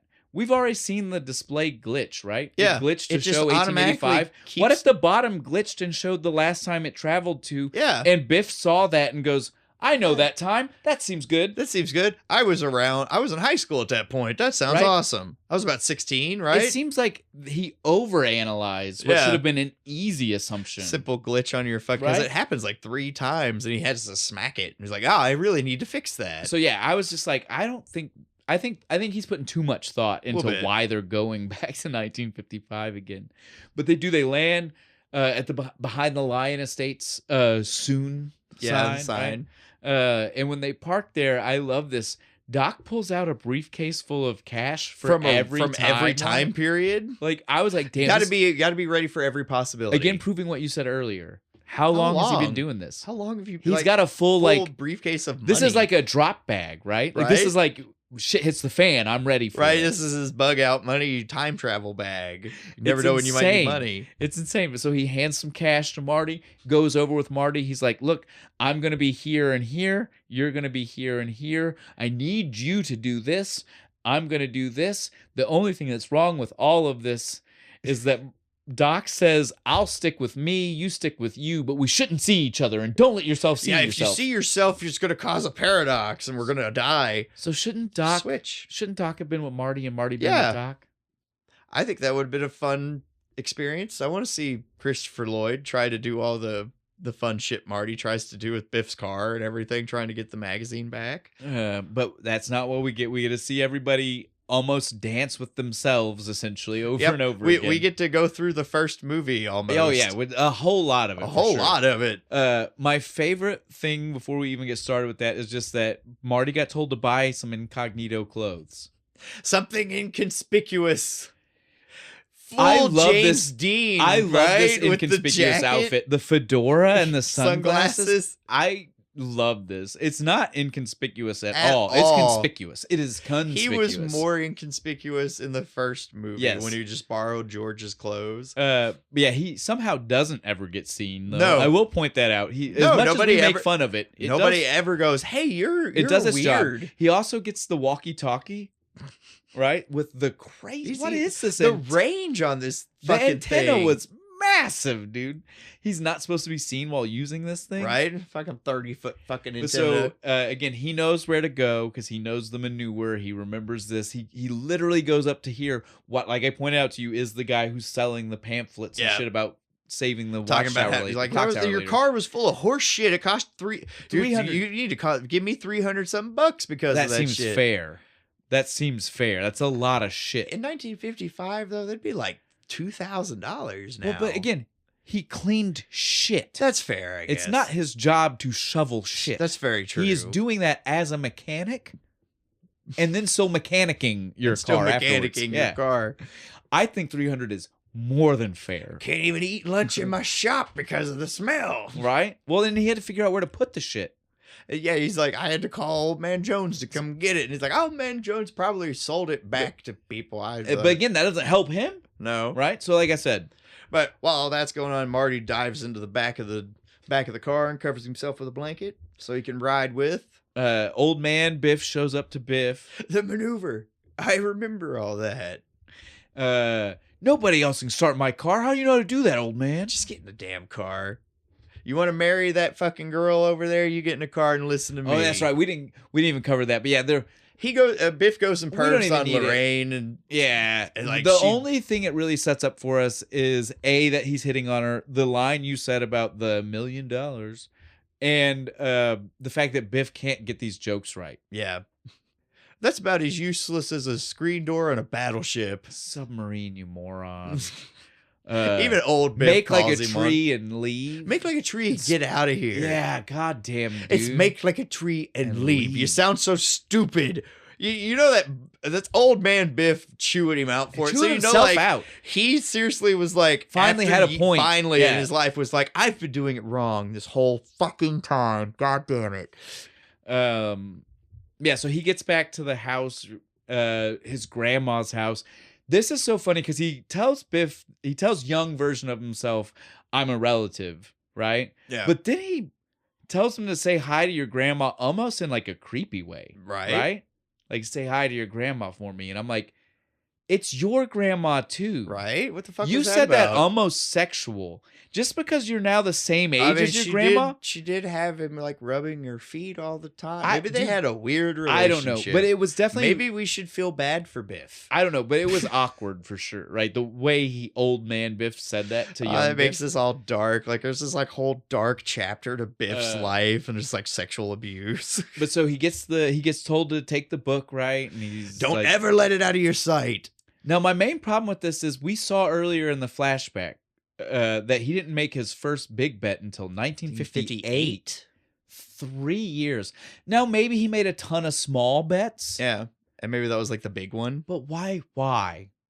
If I had that book, I'd be making big bets immediately. Especially right after the Biff was like, he just had to pay $300 for this car. Yeah, like I need money. I'm gonna go out. I'm gonna fucking like, what's the next fucking big game? I need $500 on that. Yeah, I don't. I did not understand the 3-year time wait on using the especially book like after that. he just proved it. Like, in his car, exactly with the radio. Like, hey, I bet you they're gonna win by 19-17. What are you talking about? They just said they lost. That 2 seconds later, it would have been done. I'd been like, oh shit, gimme.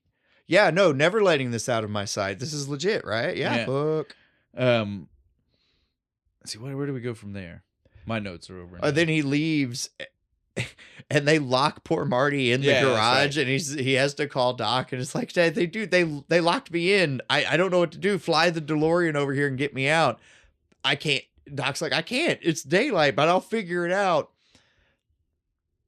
Immediate cut. It's dark, so I guess he just spent all night in the garage, and Biff is getting ready to go to the wasted time. Yeah, just the enchantment under the sea dance. All of a sudden, I want to point out that was not a very sturdy ass lock. I could have got out of that fucking garage. Well, I'm sure you could have found any other way out. Right, of that like I garage, could have too. got out. I would have busted that fucking lock. But so then we get to be on our way to the dance.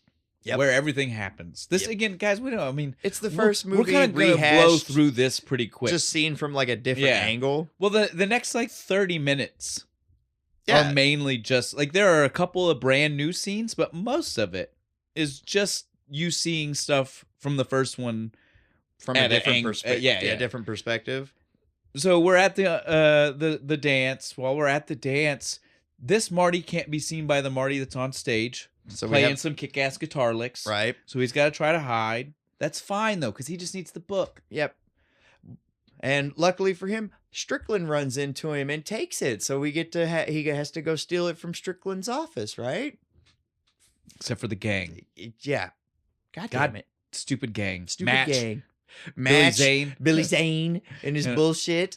And the dude with the 3D glasses, the 3D movie glasses. All right, when I was a kid and I saw this for the first time, I thought that was really fucking cool. No, I still think it's cool. I would rock that. I would want to buy the glasses. I do not think I could pull that off. I would do it. I don't care. It's fine. You got the weird colored hair. You could probably pull it off. But yeah, so now Marty has to try to escape the gang. Yep. We end up on the rafters.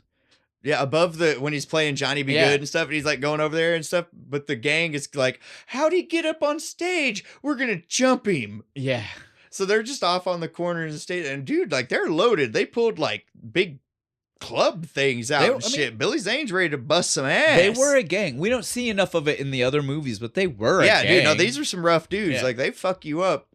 Luckily, fucking Marty pulls the rope for the the backstage. Sand. Just like 80 bags of sand that just it's drop sandbags. on It's what holds some of the lights. Counterweight. Yeah, exactly. Yeah, bullshit. We've all seen it in theater stuff. We may not all understand it, but we've seen it. Right. So he drops it on their fucking heads, and they all get knocked out. And he rides the thing back down. And let's not forget the amount of admiration you can constantly see in his face as he like looks down at different times. Like, yeah, I was fucking good. Awesome. I am. Look the at me king killing it right now. Fuck yeah. He says your kids are gonna love this one, and like that the Marty's up there just like Back to the Future 2 Marty was like, that was a good line. That was fucking good. I liked that. I'm good. I'm so clever. cool right now. Oh shit, they're waking back up. I better go. Yeah. He lets go of the rope and the thing Boom. falls back down, knocks them all out again. He makes it to Strickland's room finally, right? Yeah. It's not the magazine. No, but I love this whole sneaking through the thing, Yeah. right? Like he's sitting there, he's trying to like get the magazine, and Strickland like leans back on his The chair, farts? smashes his fucking hand. This scene was so tense as a kid. Yeah, right? Because you're just like, oh, any second he's gonna get found out, right? Strickland's gonna look down and see him, but no. He handles it well. Yep. Pulls Doesn't through. even make a noise when he gets his hand smashed. Pulls through. Good on and him. gets the magazine, right? But it's not a Hooray. magazine. It's not. Fuck. Like I already said, just the cover. Just the dust-proof cover. God damn it. Why do you need a dust-proof cover if the pages are dust-proof? I don't know. But it's that ooh la la. It's a nudie magazine. He's got a nudie magazine, exactly. Fuck. I mean, good on Biff for making that switch in the middle in the middle of Strickland like interrogating him. He just switches the dust covers like behind his back. Smart, good. But now we got to find out where he's at. Where the fuck is he? But we know where Biff is. He's outside the window. He's in the car, and George is about to knock the Yeah, fuck out of him. This is the beauty of again. Marty We've knows. seen this movie already, right? And so we already know what happens. He gets knocked out. Yep. And Back to the Future 2. Yeah. Marty runs up. Hey, I know CPR. It's okay. I got this. What's CPR? Don't worry. Boom, he fucking knocks him out. Like, that's CPR. Wait till they're not looking. Punch Like half of them weren't looking. That was the beauty part of it. Like he's like, it's okay, and he sees that most of them aren't looking. Whack! Fucking whacks him. Takes the almanac out of his jacket and runs off. And that guy's just like, I think he took his wallet. I think he took his wallet. Hey, that guy took his wallet. I love that. When do we break away to do the Doc Brown scene? Because that happens somewhere during all I think this. it's like right now. That's good enough for me. Yeah, we can go ahead. So we might be off a little bit on exactly when the breakaway is, but we break away to Doc Brown. His scene is shorter, so we can definitely just kind of get it out of the way real quick, right? He walks up on his 1950s self doing the testing of the line, right? Making sure it's ready for everything that night. Hey, can you give me a wrench? And he's just like, oh shit. Fuck. Then don't you mean this yeah, range? Then he's like, I think that's the wrong size. Yeah, he like walks backwards towards him, like trying to keep his face away. To which you want to be like, don't you think that you yourself would ask someone else why they're doing something? Right, I would be like, you're being weird. What the fuck, dude? And he stands on the other side of that light pole. Yep, just keeping his face as hidden as much as possible. I bet you're doing some weather bullshit, right? Some experiments. I have some experience with this. He's like, yeah. There's supposed to be some lightning. You're talking about the storm that's coming up and shit. And he's like, well, maybe I'll see you in the future or the past. And then the 1955 Doc Brown's like, wait, what? Kind of looks at him. And he's gone. Yeah. That's it. That's that scene. It was beautiful. Right. It was all just for laughs. Again, Marty is dealing... Just to show off the side-by-side technology. Marty is dealing with actual drama. Bullshit. The Doc is just dealing with real quick conversation with himself. And then he just goes and like grabs the DeLorean and is like, I'll meet you on the roof. Okay. Okay. What? I got the almanac. Let's go. But then he runs into fucking Biff again and he's like, you and me, motherfucker, we're going to fight. We're going to have this out. I'm not going to fight you. And so he tries to walk away, calls him a fucking chicken again. And of course, never learns his lesson. Every goddamn time. 3 movies where they're not learning that lesson. Dude. And he doesn't even like, it's not even like Biff knocks him out. He turns around to go get in Biff's face and other Marty comes running through the door and knocks him out with the fucking door. Biff's like, oh shit, you have my fucking mag. Thank you you. son of a bitch. He starts shit stomping him. You son of a bitch. Stomps a mud hole in him and walks it dry. Yeah. A little stone cold for you. Then heads to his car because he's got to take off. Marty. He just runs up to the roof and jumps in the DeLorean, I guess. I guess his only real option, I guess. It's not like he could chase after him on foot. Yeah. Because, well, again, we need the hoverboard. Yeah, we're about to get to that. That's what I'm saying. Like, I love his first suggestion. We had to get back to the car just so that way he could have that. I love Marty's first suggestion. He's just like, why don't we just land the DeLorean on top of him and cripple his car? I agree with Doc. That's a 46 Ford. It'd tear through that thing like tinfoil. It's just sheet metal. Whatever, dude. The DeLorean is stainless steel. Yeah, that 46 Ford is like wrought iron. It'd tear right through it. I guarantee don't think so. It. Or at worst, you'd just be wearing a DeLorean hat going down the road. I was right to say maybe through the bottom. I don't think it would tear through that body, dude. DeLorean bodies are fucking. It just smashes down, and then it's just got like a DeLorean hat going down the road. But again, technically that would work for you.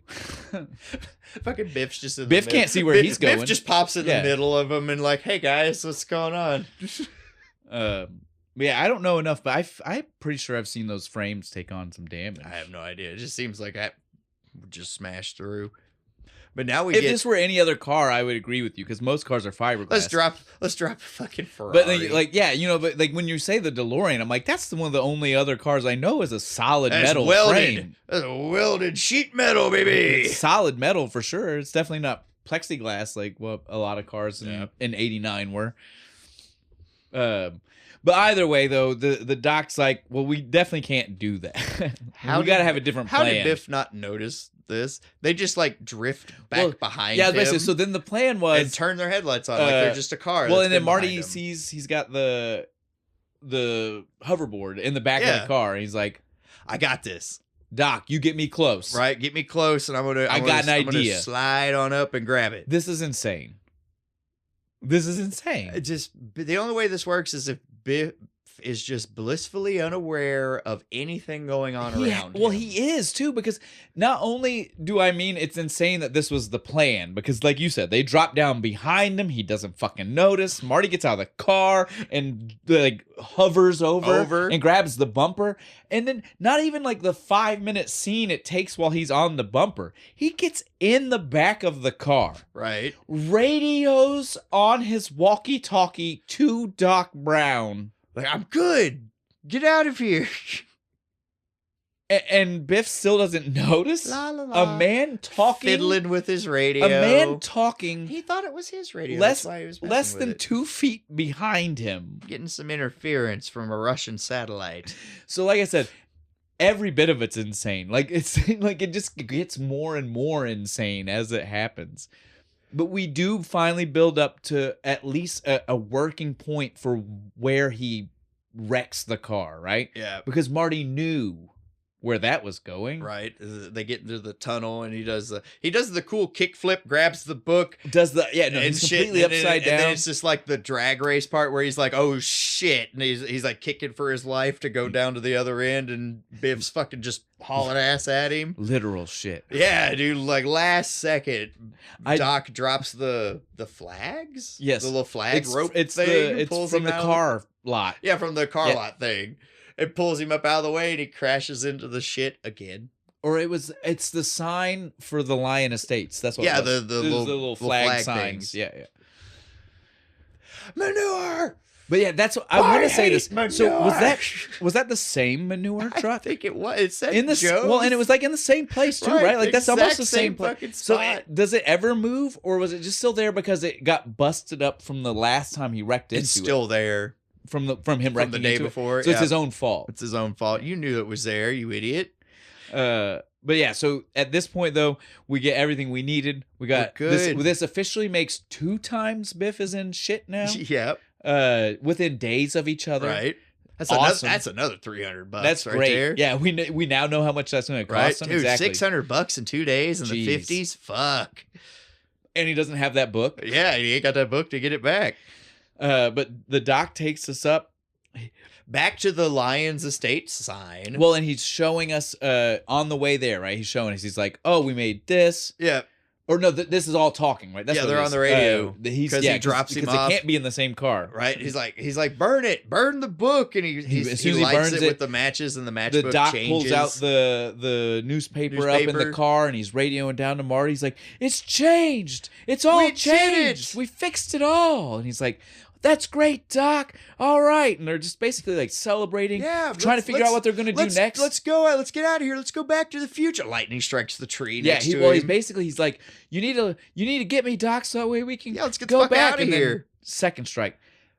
As soon as he's like, be careful, don't be struck by lightning. As soon as he says it, lightning hits the DeLorean. This is my favorite. Like, okay, we mentioned earlier, it's a flying car, still left the streak, right, when it time traveled. This is like a spiral, dude, right? like corkscrew. I love this fire. Right? The implication of what happened to that fucking DeLorean after it got struck. Yeah, it's just like, we have no idea. It's Can just you imagine the wild ride Doc Brown just went on? Because those, again, it fully went upside down and shit. Like, that was like... craziest roller coaster ever. Had to be so much fun. Right? I hope he was buckled in.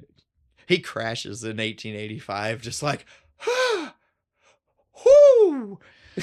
But so, again... We've already had like multiple references. We have a general idea where we're gonna be going. Now's when we get our official. I love this scene, dude. The rain starts coming down, the car pulls up, and the dude in the fedora comes out, and he's being awful fucking hostile. Yeah, are you Marty McFly? Work for Western Union. I have a letter here for you. It's been in our possession for 70 years or so. 78, I think, or something. I mean, it's something a crazy. long fucking time. He's just like, I guess we could do that math. Couldn't we? Yeah, it's 1885 to 1955. So that'd be 70 years. Because that's right, 30 more years to make the 100, because they did 100. Yeah. He's like, we've had it for 70 years. 70 years? Yeah, we don't know, but it told us. We had a pool, in fact. You know? It told us to be at this exact point, at this exact time, on this exact date. Look for a guy with your description. Named Marty. And we even had a pool on whether you'd actually be here. Guess I lost. That's probably why he was so hostile when he first got there. It's like, fuck, there's actually somebody here. I'm out $100. Marty starts reading the letter. Doc's alive. Well, he reads all of it. We don't even get all of the details, right? Like, we just get skim pieces because we don't hear all of it until the next movie. But he skims through it, and basically we just know Doc is alive. It's 1885 because we see that at the top of the letter. And we're like, okay. September 1st, 1885. He starts screaming the Doc is alive. Literally, that fucking Western Union guy is like, what the fuck are you on about? Dude, are you okay? Do you need help? Right? Like, he's like, dude. No, there's only one man who can help me right now. And then we cut over to the big climactic end scene of the first movie where Doc's hooking up the cable for the lightning to set it up. He watches Marty. He's got this joyous face. I did it. It's so good. And then he's Marty still celebrating. Well, he's still celebrating for a second, right? Yeah. He's dancing down the street. He's literally like, yeah. Other Marty runs up and he's like, wait a minute, I sent you back to the future. I just sent you back. I'm back. I'm back from the future. No, that's it. You gotta slow it down because I love the way he delivers that. He goes, "It's me, Doc. It's me, Marty. I'm back from the future." And then passes out. I love Marty's last line in the entire fucking movie is, fantastic, because now he's got to like pick Doc Brown up because he passed out in the middle of the road. I love this. To be continued. I love this too because, like we said, every movie starts with where the last one stopped, right? So the next one starts with this exact scene, and I love it because it transitions directly into the Howdy Doody song, and I can't watch the end. Yes, I can't watch this and not hear the Howdy Doody theme song as soon as it finishes. As soon as it ends, like when you start seeing credits, it starts showing you like the preview for the third movie. Yeah, You're I'm hearing Howdy Doody song. Yeah, because I used to watch them like that back to back, and so like literally I can't see all of that happen and then not instantly start singing the Howdy Doody theme song. Hell yeah! All right, on that note, we are done. We are done with this movie. So, as we promised earlier, we have a little bit coming from our miniature fan, our smallest fan. Our smallest fan? Mini fan? Tiny fan? We've got something coming from my son, Jack, because Jack-a-boy, like we mentioned earlier, he was part of the reason why we decided to do Back to the Future 2. It was his choice. So, Bud, what do you want to tell us? It's very good. Yeah, what do you like about this one? Burning the book. They burned the book in the past. Then go to the future. Yeah, they went to the future. You like the future? That future existed before you did. Yeah. That future never even was your future. This is every day to you. Where was all that technology? The hoverboard's actually from Haven't done it kid is Yes. on this not a safe board. Hoverboard. Scooter, right? Scooter, Yeah, it was like a scooter. He got out, then it's turned to a hoverboard. Yeah, Then it was The crazy. water part's gonna be hoverboards don't work on water. You need power. That was a great one to bring up because we even said that. I love that you brought that up. Okay. I think that's going to be everything from you. But before you go, what should you tell everybody? What should they do? Like and punch the bell for all the viewers to go to that. The end. Good job. It's I'm great. done with this beer. I've drank all of it. It's the longer it sits, like the murkier it looks. it's got that cloudy to it Yeah. for sure. You better be if you're not good with sediment. Yeah, this there is some floaties, but just let them sink to the bottom. This It's may fine. not be the beer for you if you're not big on that. If you are or you don't care, it's great. Don't even let it bother you. It's probably just fruit pulp. It's not going to hurt you. I mean, there's definitely a faint fruitiness going on for Mhm. sure. It could be extra malt Or that's yeast. falling down to the something. bottom. I mean, it's not going to hurt you. Barley. At this point, we're just naming off all the things we All know the that possible are in beer. ingredients that could be in beer. All right, though, definitely highly suggest Yeah, you go try give this. go give it a try. What are we gonna do next time? The next drink we're gonna be doing is Country Boys Brewing Company's Gold Medal Apple Pie Cider. Cider. Our first cider. What kind of movies have apple pie in them?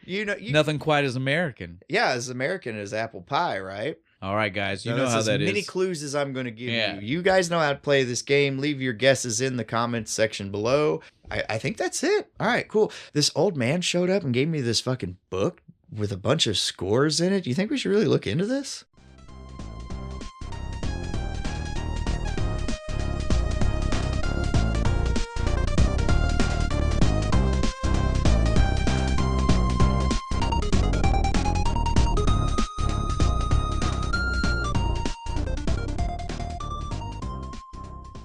Not Crispin Glover.